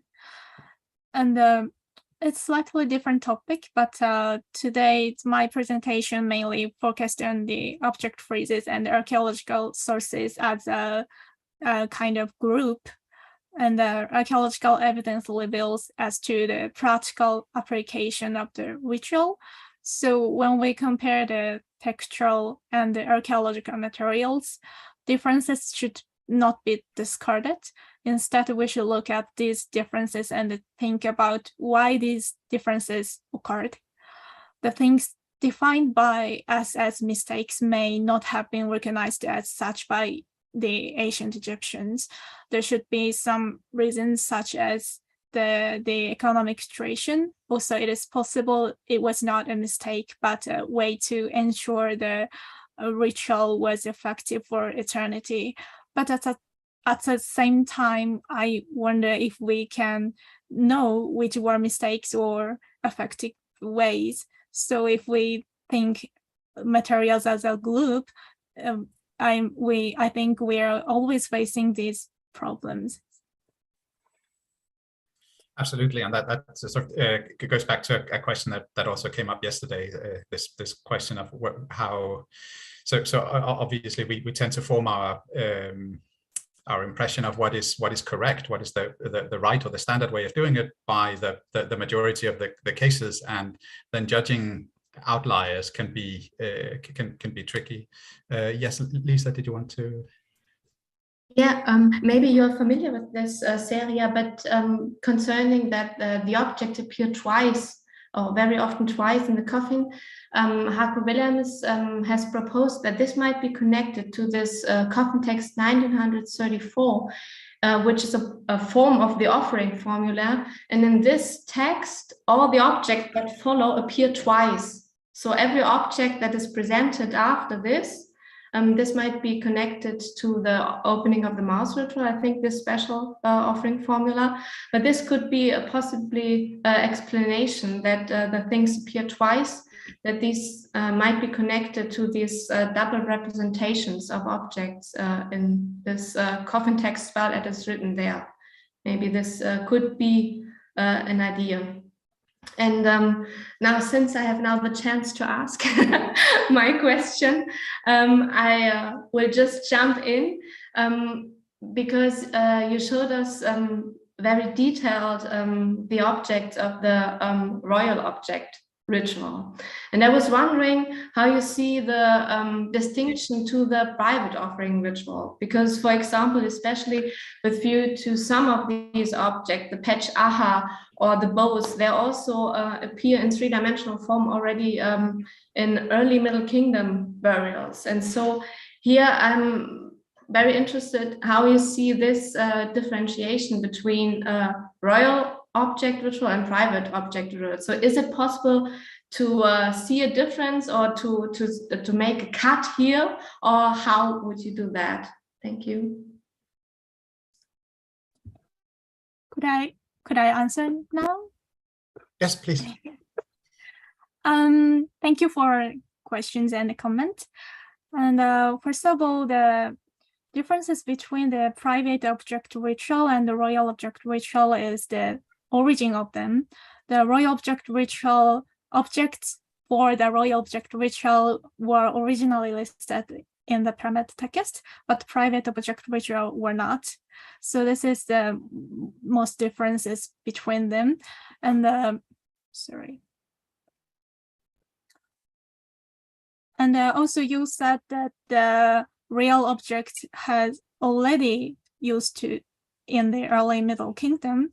So regarding to this real objects only appear in the tombs of individuals with high social status in the early Middle Kingdom, such as the nomarchs in Middle Egypt. So it seems that the nomarchs could access the religious archives in the early Middle Kingdom, and the object friezes on coffins from Middle Egypt have really a lot of kinds of painted objects, which indicates that funerary rituals represented in the object friezes were especially important in this area during the early Middle Kingdom. So nomarchs wanted to have three-dimensional objects for their burial goods. So the real objects in the early Middle Kingdom tombs were not so related to the private object ritual. They already performed the royal object ritual in the early Middle Kingdom, but it was restricted to only the nomarchs. So I hope this answers your question. Sorry for English is not clear. No, it's perfectly clear. Thank you very much. Carlos? Yes, thank you. I would like to try to connect what you just said about the origin of the regalia in the high status of the coffin owners with the material that Juan Carlos has presented today. Are the demo and the references you have in the coffin text for those groups related to the rank of the owner of the coffins? Sorry. I mean, if yes. Yeah. Yes. So you're asking. Well, I think perhaps the most important thing is that well, there is some connection with trade and all these kind of things. For instance, there are a lot of references also in the coffin text about the imports of this aromatic plant, myrrh, from Punt, perhaps from the Levant, and so on. But perhaps the thing is that in the end, the coffins, the decorated coffins, remain somewhat aristocratic. I mean, they are more or less reduced to the ruling elites of the provinces, especially, well, perhaps the best documented are those in Middle Egypt. And it is fascinating, perhaps, to see that in some cases there are, well, to my knowledge, there are some innovative coffin text or funerary text developed in some areas of the Delta. I think they remain quite unique, with no parallels. And when you put them on a map of Egypt, you can see that they appear at two axes of trading activities during the first intermediate period. On the one hand, we have some cases, I think, from Comel Hisna, the area of Comel Hisna in the western branch of the Nile, and on the other cases, perhaps, if I remember well, from the area of Mendes, more or less, in the Eastern Delta. So it's quite extraordinary that some kind of innovations appear in areas that were quite active. They were involved in trading activities. They were thriving from the point of view of the development of urbanism and so on. But in the end, this kind of stuff, the decorated, inscribed coffin texts, always remain rather, I mean, in the end. I think they were mainly concentrated into the hands of the ruling elites of the provinces of Middle Egypt, some provinces of Upper Egypt, and so on. So, well, I think it's perhaps they are more or less connected with another aspect is the fact that decorated tombs became much rarer in the Middle Kingdom than in the Old Kingdom. So I think it was this idea of Harco Williams that the decorative programs of the former tombs became more or less concentrated into the very reduced space of a coffin. Perhaps this may explain that for these elites it was more difficult to get access to the cultural traditions from Memphis, and we can wonder perhaps which was the role played by Heracleopolis in the transmission of this kind of Memphite culture into, for instance, into Upper Egypt and so on. But in any case, I don't see a very clear connection between the expansion of inscribed and decorated coffins and the emergence of cities. There are also important cities, particularly in Upper Egypt. I think that the inscribed decorated coffins from that area are quite rare. Perhaps we can see, because I'm saying a stupid thing, but I think that in the case of Elephantine, for instance, the tradition of inscribed coffin text is very reduced, despite the fact that there is the necropolis is very well documented during the first intermediate period and so on.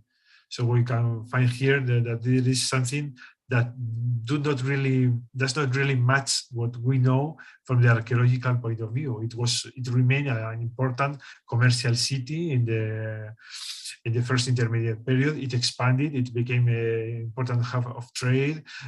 People there, the ruling elite was very rich. They had contacts with the Levant, with Byblos, with Punt, and so on. But I think that the number of decorated inscribed coffins from Elephantine is very reduced. I am not a specialist. Perhaps I'm saying a stupid thing, but that's my impression. It's not comparable at all with what was happening at the same time at Bershe, Meir, Beni Hassan, Asyut, and so on. Yeah, thank you. I think this group of spells for uniting the family are really fascinating, and they're open to quite different interpretations, of course, as Seidelmeyer and Willems have sort of looked at them from that social point of view of sort of being reunited with your dependents and loved ones in the afterlife, and so it's reflecting a social structure, whereas Katja Goeb's interpretation is quite different and has to do with astronomical phenomena and the idea of sort of the stars being you're united with the stars.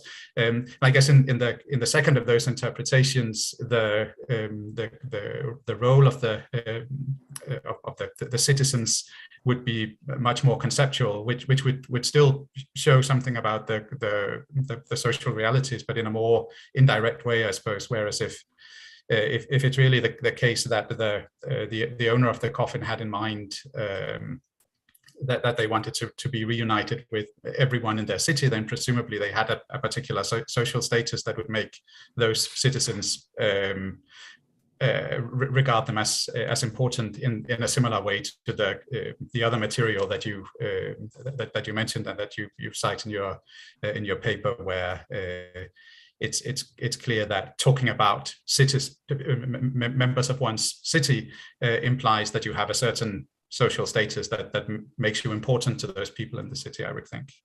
Yes, and especially I think there is this important fact of the importance of patronage networks in the first intermediate period. So the lord of the city, or the nobleman or noblewoman of the city, became in some way the protectors of the city, the patrons of everybody. So I think it's a very important question, and perhaps that explains why this new reality, the citizens, the people living in the harbor areas, become integrated into the personal network, social network of the leaders of the city. So I agree completely with you. All right. Other thoughts on the discussions we've had so far, or general questions on any of the papers? Yes, Christelle. just going to remove the hand. Yes. No, I thought it was, yeah, I mean, a lot of things have been mentioned which are very stimulating. I wanted to start first with a mention to the paper from Juan about what you said, that the coffin text echoed social changes, and that we had this introduction of new terms that were part of this new reality as at the time of the first intermediate period, Middle Kingdom, that also make their way into the text. And I think that's really particularly interesting into thinking how vocabulary also sort of was introduced at different points in times, and perhaps also, if I think again about the text that I showed, how vocabulary could be reactualized. So there were some instances where a word would be selected in one spell, but a word that was completely unrelated would be selected in another one, and wondering how also individuals thought about using certain terms that would make more sense within the context in which they were using their text. And if I continue with this idea, we've been talking about patchwork, which we find sometimes in a very clear way of patchwork with this idea of taking two pieces of fabrics and sewing them together. When, for instance, in one of the texts that I showed, we have two instances of an older tradition already very well known in written context that has been sort of juxtaposed to another one. But sometimes we have also different modes of transmission that occur and that seems not to be strictly relied on patchworking, but on using a knowledge, perhaps a core knowledge of a ritual, and using that core knowledge to structure a text. In cases such as oral ones, I'm thinking about mnemonic devices. So certain structure or formulation would be remembered, but not so much the words themselves or even the spelling of these different words. And that can also account for the variances that we really see within a lot of different spells, and when we struggle sometimes to actually find meaning with the way a word is can be written. As a last thought, if I may, I want to point out to Yannick Wichmein's research also. There were a lot of very interesting and parallel aspects that I also found with questions that I was asking myself, and this merging that you showed about the different texts together, which I thought was particularly interesting also in showing how patchworking in this very case actually creates a new unit. So we move from individual text to creating a new unit.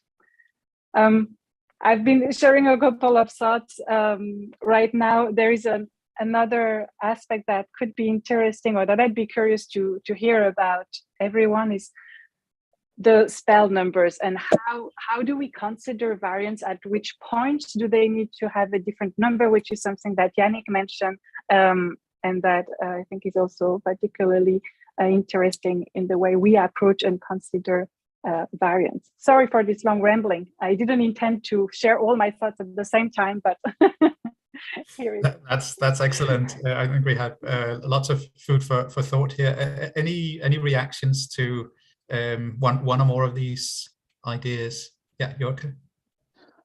Yeah, actually, you really subtly pointed out something that is really important to discuss: how to deal with numbers for spells and everything, because yeah, those numbers are to some extent arbitrary. To give a simply parallel, this is basically the same issue we're having when dealing with sign lists, especially if you want to maintain the Gardner numbering system, that every time you find a new variant, you get into trouble, because basically the system is not set up well to deal with that. So you have cases where you're dealing with variant signs that are, say, A6 and A342, and while you would actually consider more of a unit after more research. And especially if new supports for text or whatever show up, that will always need to be slotted in somehow into the existing system, which rarely works well, even if you have an A, B, C, whatever system. I'm not saying that there's a clear answer for anything of this, but I find it really good that you bring this one up.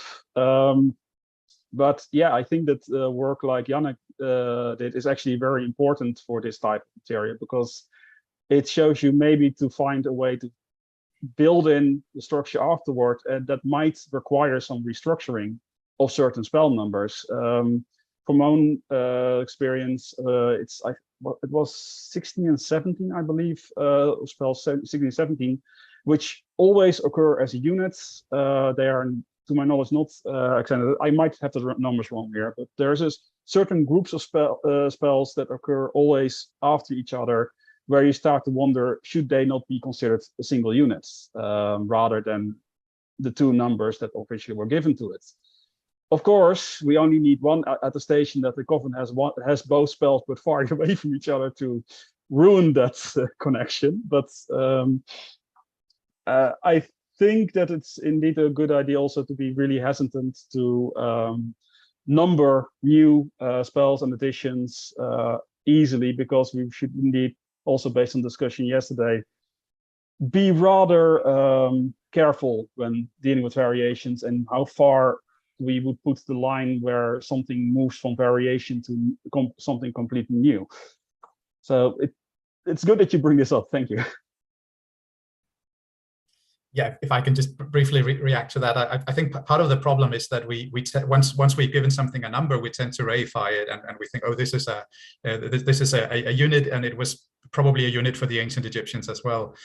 So in principle, what we could do is go back and look at the places where the ancient Egyptians themselves made some kind of demarcation and show that they regarded something new as beginning, and then sort of obviously they didn't always. In fact, they relatively rarely did that in some, or never in some manuscripts. So we would have to extrapolate from that, building up a sense of where the Egyptians thought that there was a unit, and then try to build up a sense of that ourselves. But it's obviously there'll always be a gray area, and if it's just one word that's different, then we would probably talk about versions of the same text. But what about if it's 5, if it's 10, and so on? I don't think we can come up with any clear cutoff point, but we should just realize that we should try not to reify those things, and make clear that we're doing this to be able to communicate with each other, to make our colleagues know what text we are talking about and what we think we found in a manuscript, rather than thinking that this reflects either some objective reality or indeed the mind of the Egyptians in any exact way. Other thoughts either on this question or on any of the others that Christelle raised, or anyone else has raised? Just Carlos. Yeah, I was thinking after your words about the very good comparison between the list of signs in Gardner and the list of spells in the Coffee text, for example. Which are clearly just numbers for us to be able to talk about the Egyptian material. And if we keep in mind, and Gardner says himself, no, he created the list of the signs for the print, and so not to drive mad the printer, who was there with a lot of hieroglyphs to say, you to put A1 here, B1 here, and we do simplifying things, the same thing with our corpora, and there is no problem with doing that, because we need tools to talk about the material. But if we keep in mind that this is our talk, not the sources, and I think it's as the case of Christelle or Yannick has shown, that we need to go to the sources again, not to the synoptical editions. We need to analyze why certain coffins or certain supports are done in a certain way. I think is the challenge for, or the way in which we can advance or progress in our knowledge of the material.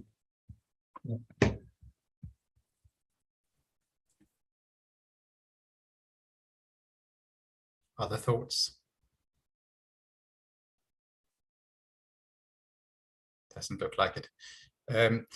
Yes, Yannick? I have a totally different question to Cristel Alvarez, just a terminological question. You used the term Göttervergliedung or so, which I don't know. And to my German, it sounds a bit weird. So I want to know why you are using this term and what should it mean? Because for me, it would mean the opposite of Gliedervergottung.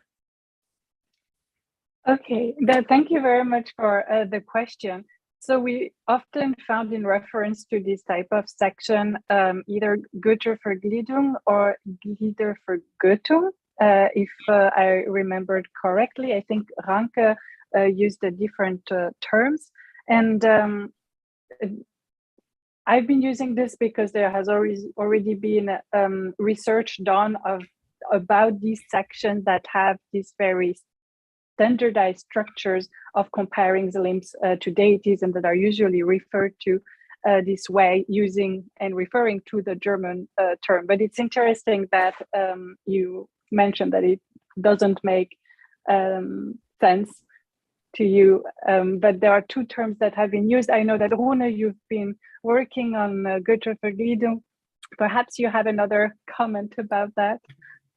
I think I call it Gliedervergöttung just because that tends to be the prevalent term in the literature, and I guess it is about, or to the extent we think it's about divinizing the limbs, then it would be Gliedervergöttung, whereas if I guess if it's about limping the gods, then it's the other way around. Okay. But and in fact we do find sort of conceptually there are two different things going on. So one of them is to take individual limbs, as we had in your text. Your eyes are this, that, and the other god, but we also get you are the eyes of some god, and I guess you could call that Göttervergliedung in a certain sense, but I think I've been using Gliedervergöttung, which also seems to me to be the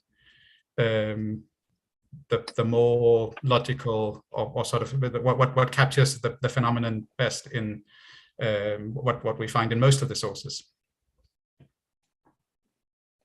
But I mean, I guess there's no real reason why we couldn't just call it divinization of the limbs if we're writing in English, or the equivalent if we're writing in French, and so on. So it's kind of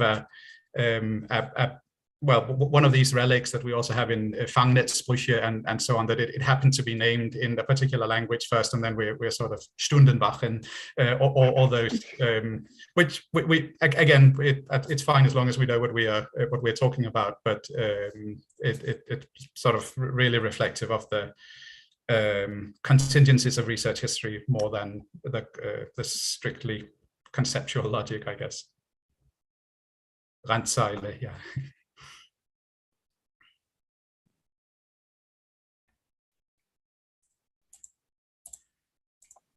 All right.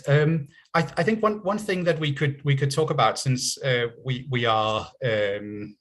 thinking about these questions both in terms of the groups, so these substreams or inside the mainstream, or minor streams outside the mainstream, but we're also thinking about these phenomena and these case studies within the context of a conference of mortuary variation. So it might be interesting, and we've been touching upon this in a number of different ways already, but to think about how the different case studies relate to that common theme, variability and variation.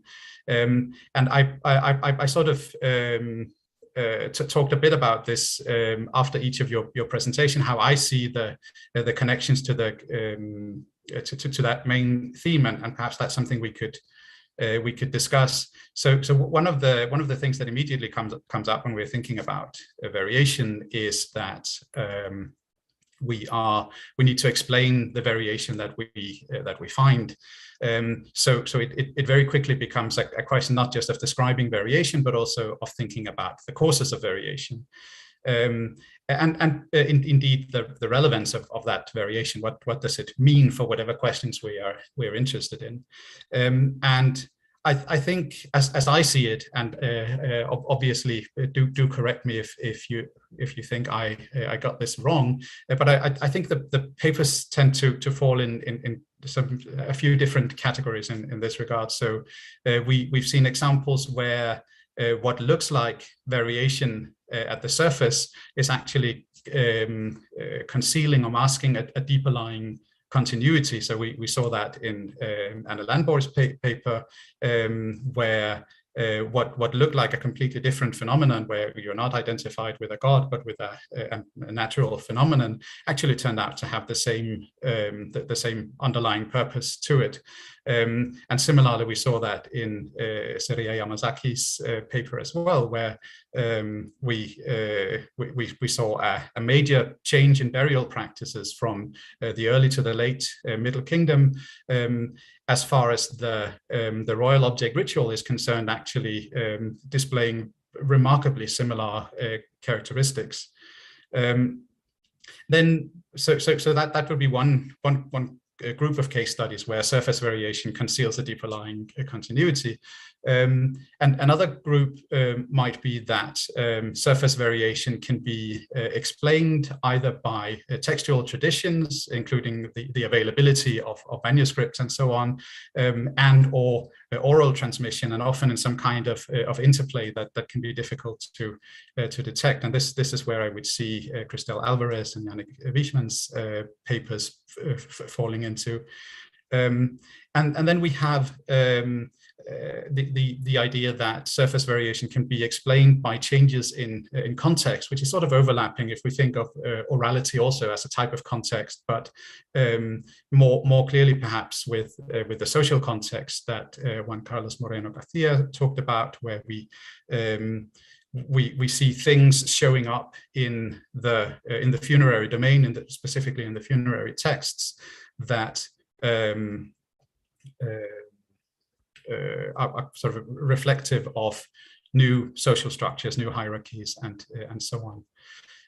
So I guess my first question along those lines would be: is that a fair characterization? Have I been grossly simplifying your arguments, or do you think you would make a different argument in relation to that overall concept of variability? Any thoughts on that?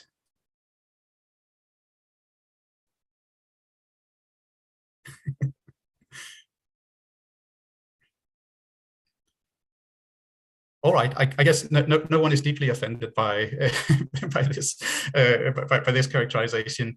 So I guess one question that we could then ask is whether those distinctions that are sort of built into that characterization would hold up to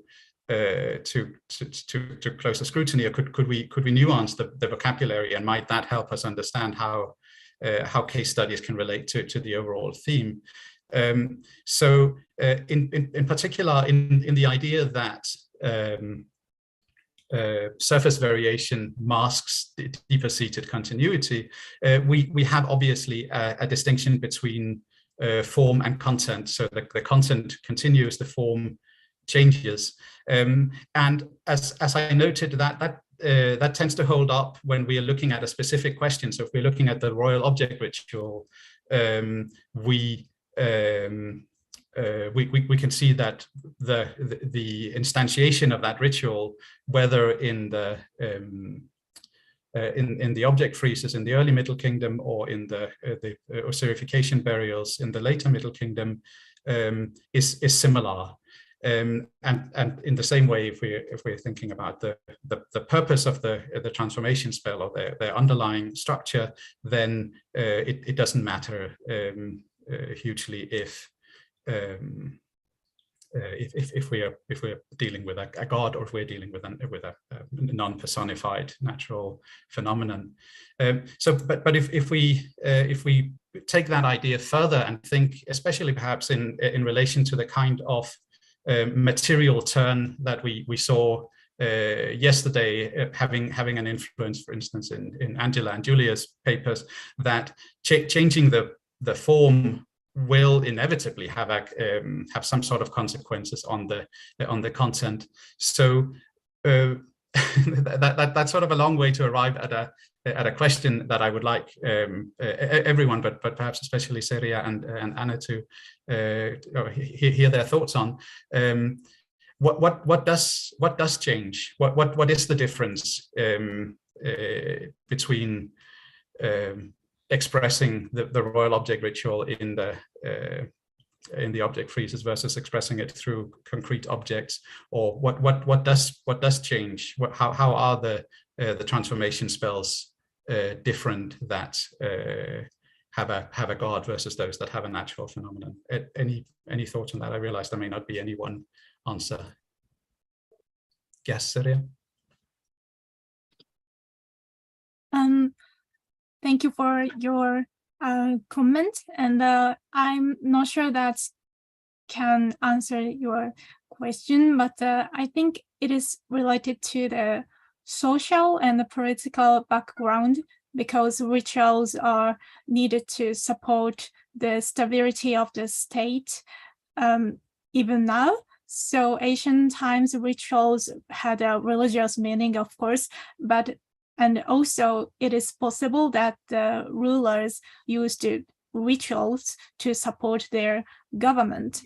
So in the case of my study, the main point of this change is that while many private individuals had coffins with object friezes showing the objects for the royal object ritual during the early Middle Kingdom, but only royals and those with high social status during the late Middle Kingdom had access to the real objects associated with the royal object ritual. So I cannot say for certain why this happened, but I guess there was a kind of strategy by the ruler to display social differentiations anew, but I need more supporting evidence. Thank you. I think that's definitely relevant, that sort of broader social context that really shows some significant changes both in funerary culture and elsewhere during this period. Yes, Anna? Yeah, I just thought I should continue the commentary here.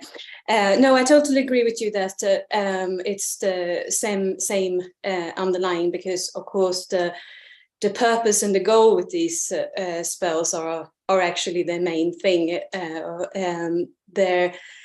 The difference, if it is a god or not, or as you also know, how much description we have of that particular god or bird, because also that varies a lot. So I guess we sort of have a kind of scale actually in process, in not being the rubric not reflecting something that you can identify with, but going for the goal to something that you can really identify with, and there's a long description of wings and tail and whatever. So I guess it's not this or that, it's a long scale, and they are somewhere on it, these spells also differing in length, or as Joachim mentioned before, when you just have a part of a spell representing more, how much is enough?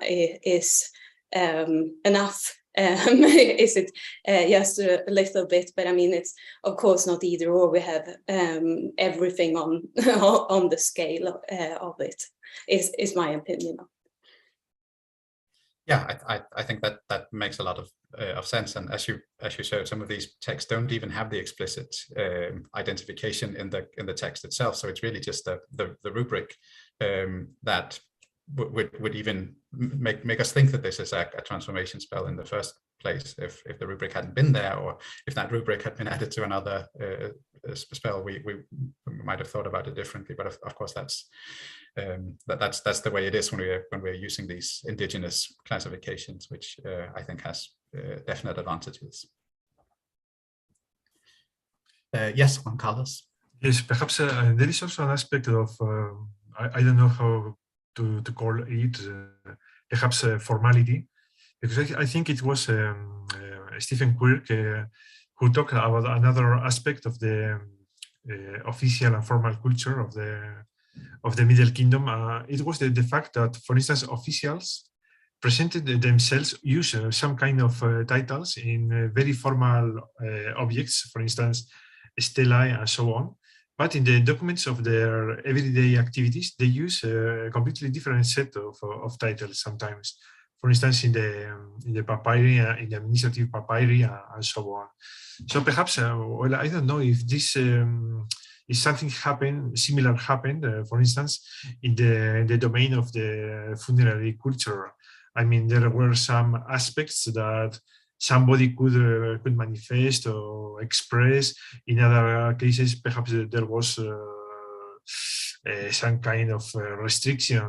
People restricted themselves to use some symbols of power, to put them on their tombs and so on, like Celia said. Perhaps it was easier for everybody to draw these objects on the coffins, but the actual use of them to put them in their coffins or in their tombs was a completely different matter of fact. Perhaps it was restricted to some kind of very high elite and so on. So well, it's just a small thought that came to my mind by listening to your conference. Yeah, I think that's a good point, and it's interesting in discussing these things. If we'd been doing that 20 years ago, then no doubt by now the notion of democratization would have come up several times. It hasn't, and I'm not sure that's a bad thing, but that's a definite social element to this as well. Yes, Carlos. Yes. I was thinking, Juan Carlos, the example you bring in your paper in Coffin Text 3, 1991, which you quote, to stand up for me and hundreds to sit down for me as my brother and my sister. This is a way of really to put the disease in a milieu in which he feels like being equal to the other. So the expression of aha and hemsi is one expression very similar, not to what we call protocol, as Raila has brought to in some article.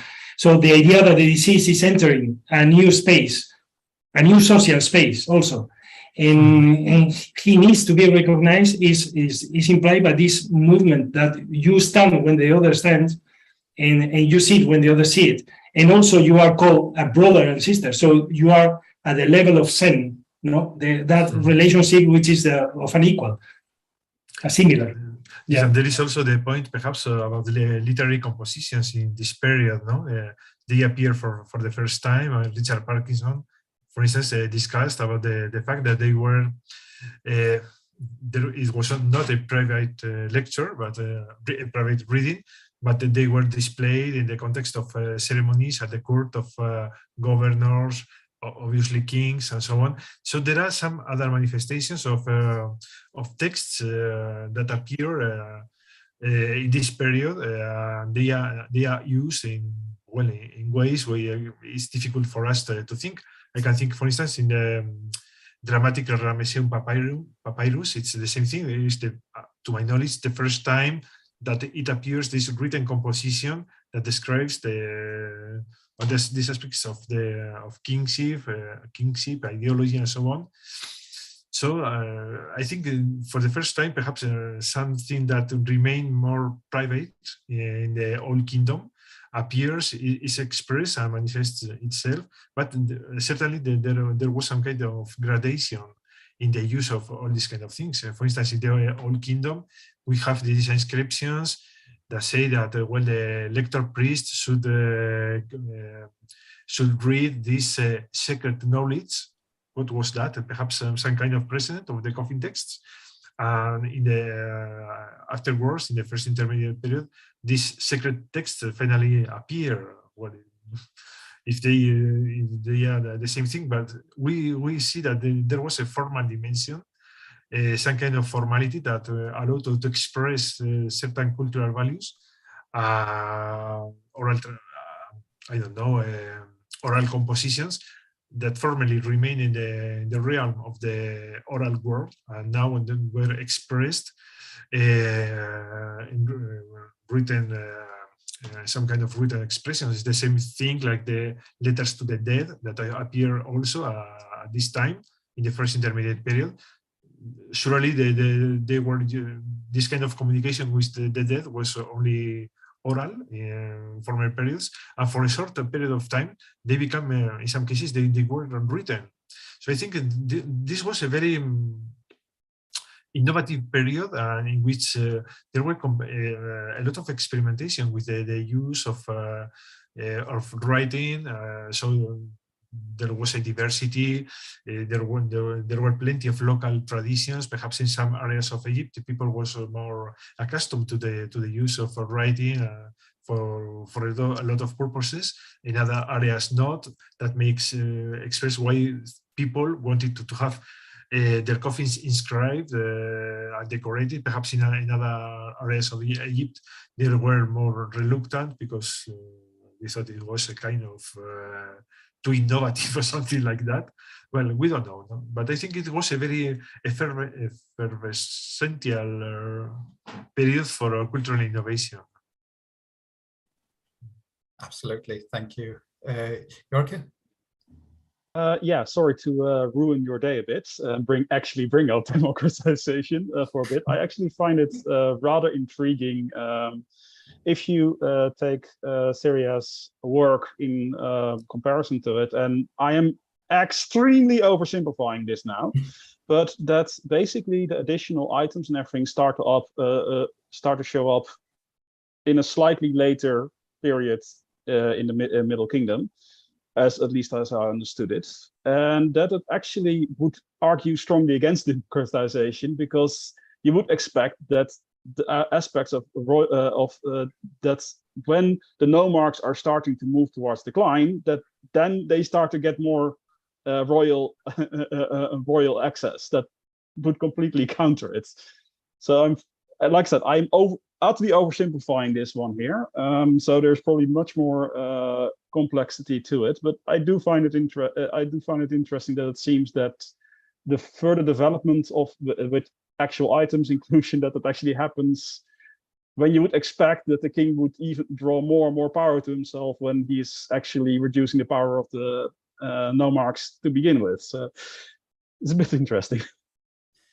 Indeed, and I suppose the sort of flip side of rejecting a traditional framework like that might be that we are then sort of reluctant to even take up the questions. And obviously there are some very interesting questions of social development, and as we've seen today as well, changes in social hierarchy and things like that are definitely there. They're just not well captured by the old model of democratization.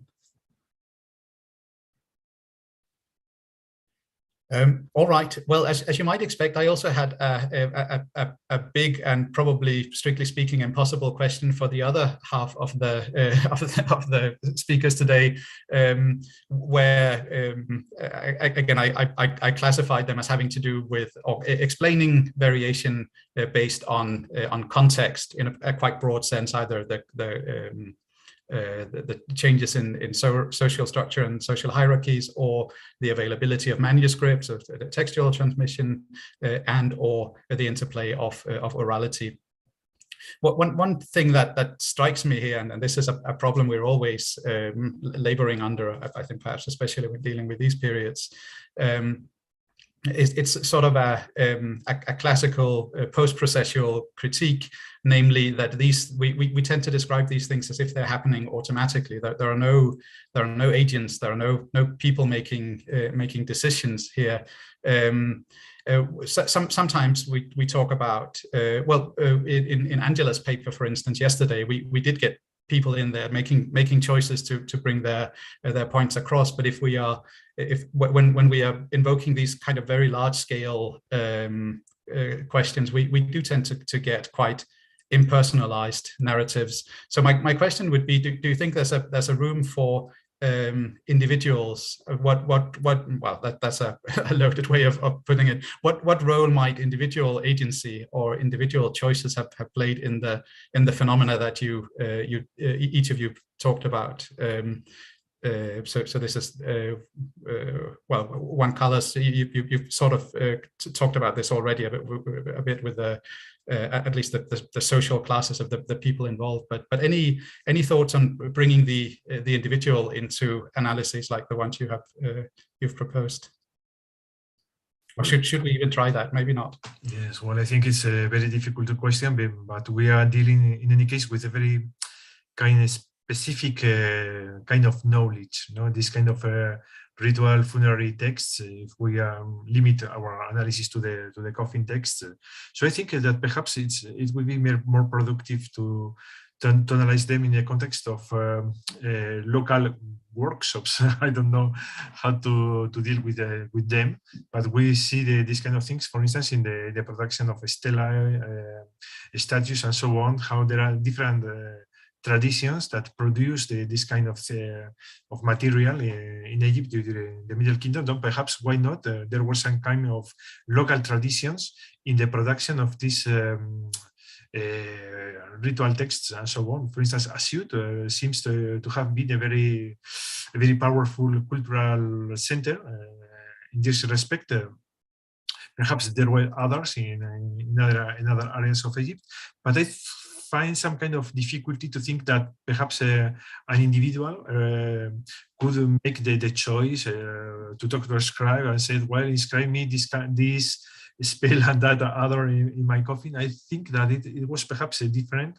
It was more a choice of a reduced group of specialists that could adapt themselves and so on. And perhaps the individual had, in fact, little to say, just give me a nice decorated coffin. But which was the choice made perhaps by these priests, with which kind of sources they used, which kind of local traditions left their mark in their spells, in their choices, and so on.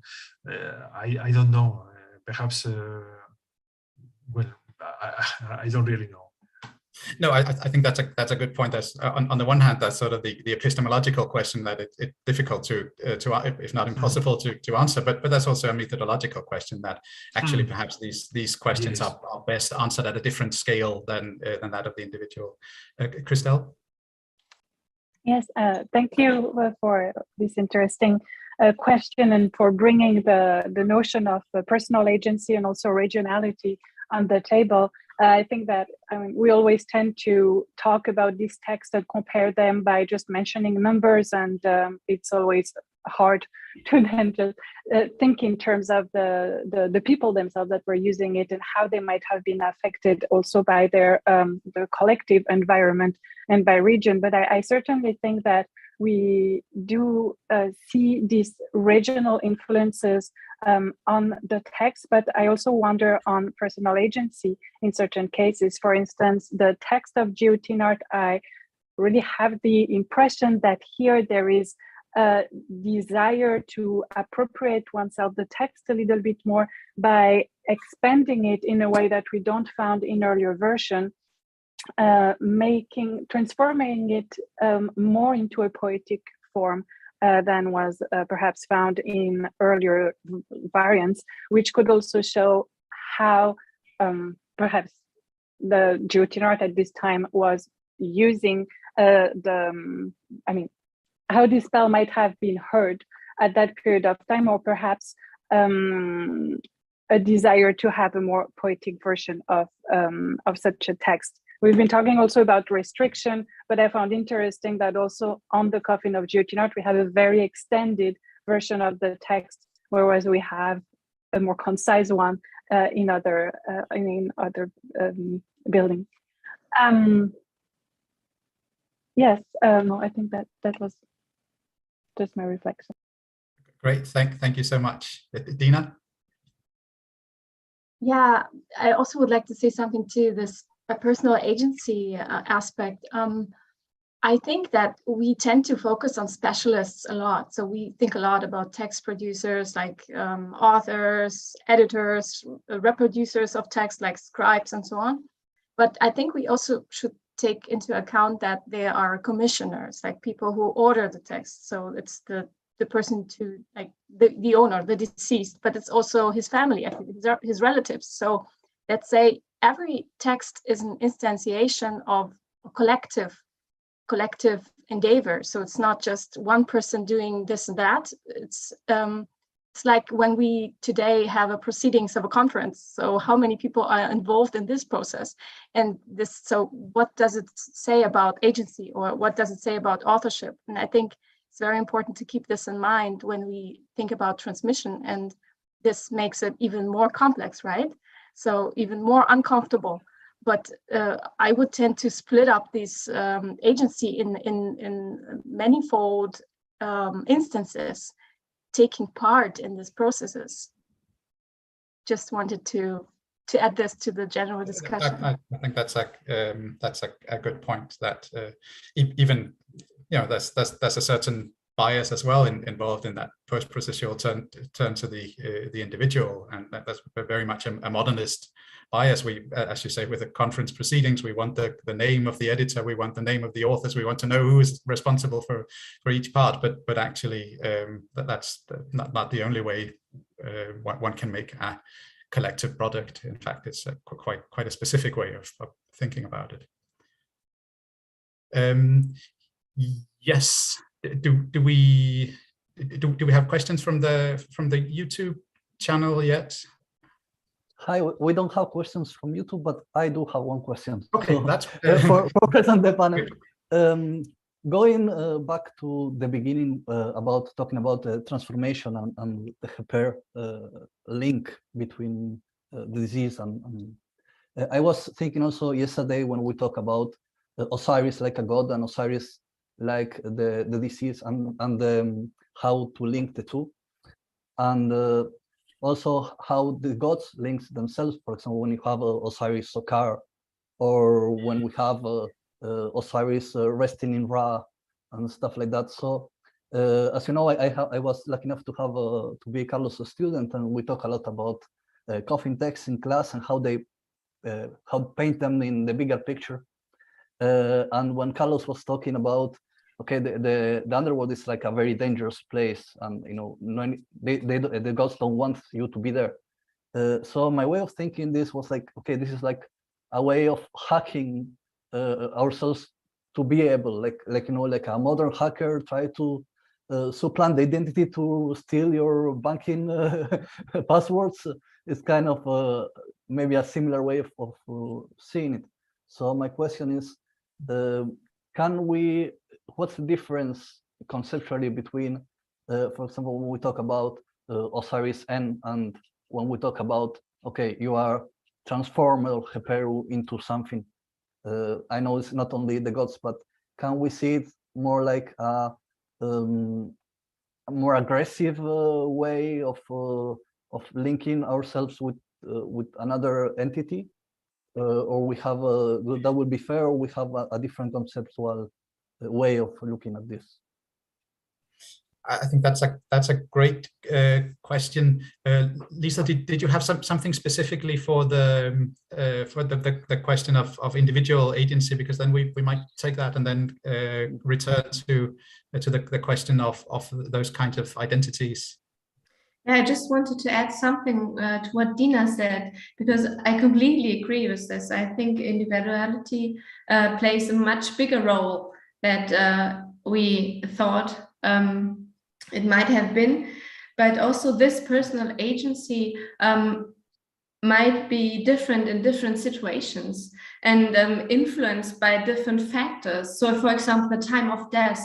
So if the tomb owner or whoever the deceased has time to decide what kind of text or what kind of object might have been part of his funeral equipment, what kind of burial equipment he would like to have. So this also depends, does he have time or did he have time to decide this?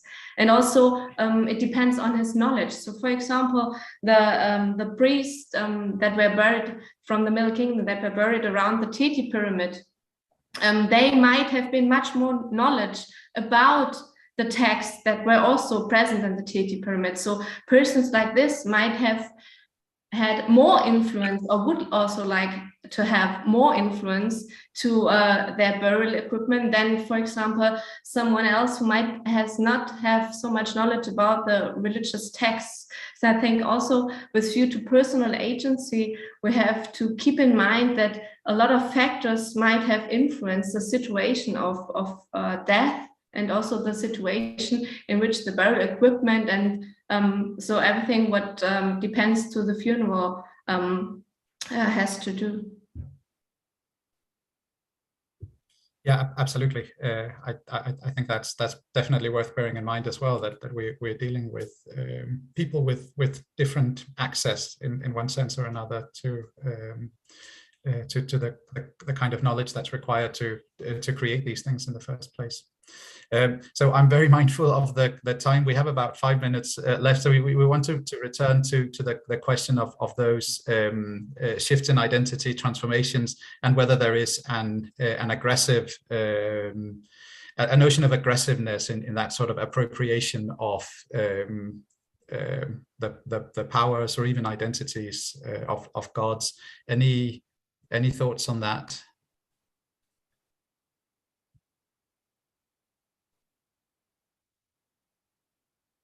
Yes, and Anna might be. Well, I guess it was directed towards me anyway, so I should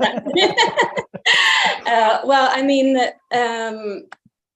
it depends what you, of course, different people see what is actually meant with Osiris, and if you take it as meaning that someone has Osiris-like qualities or more towards that, I guess we definitely can compare it. And I guess we're going back to what I said also about the scale of how much identification there is, maybe.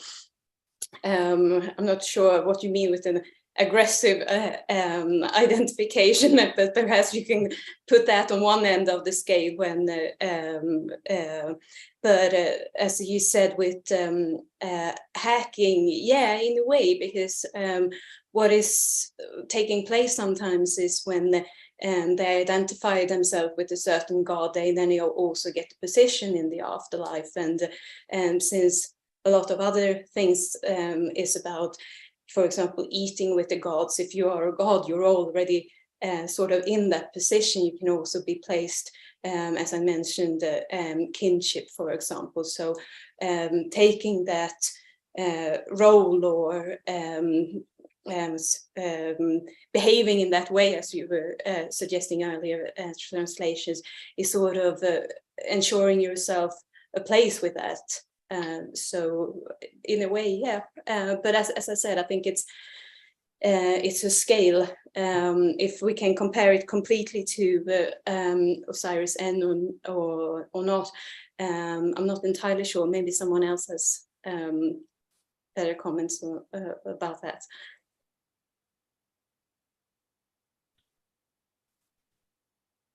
Well, that doesn't look like that specifically, but in any case, I'm sad to say that we have just about come to the end of our allotted time this morning / afternoon / night.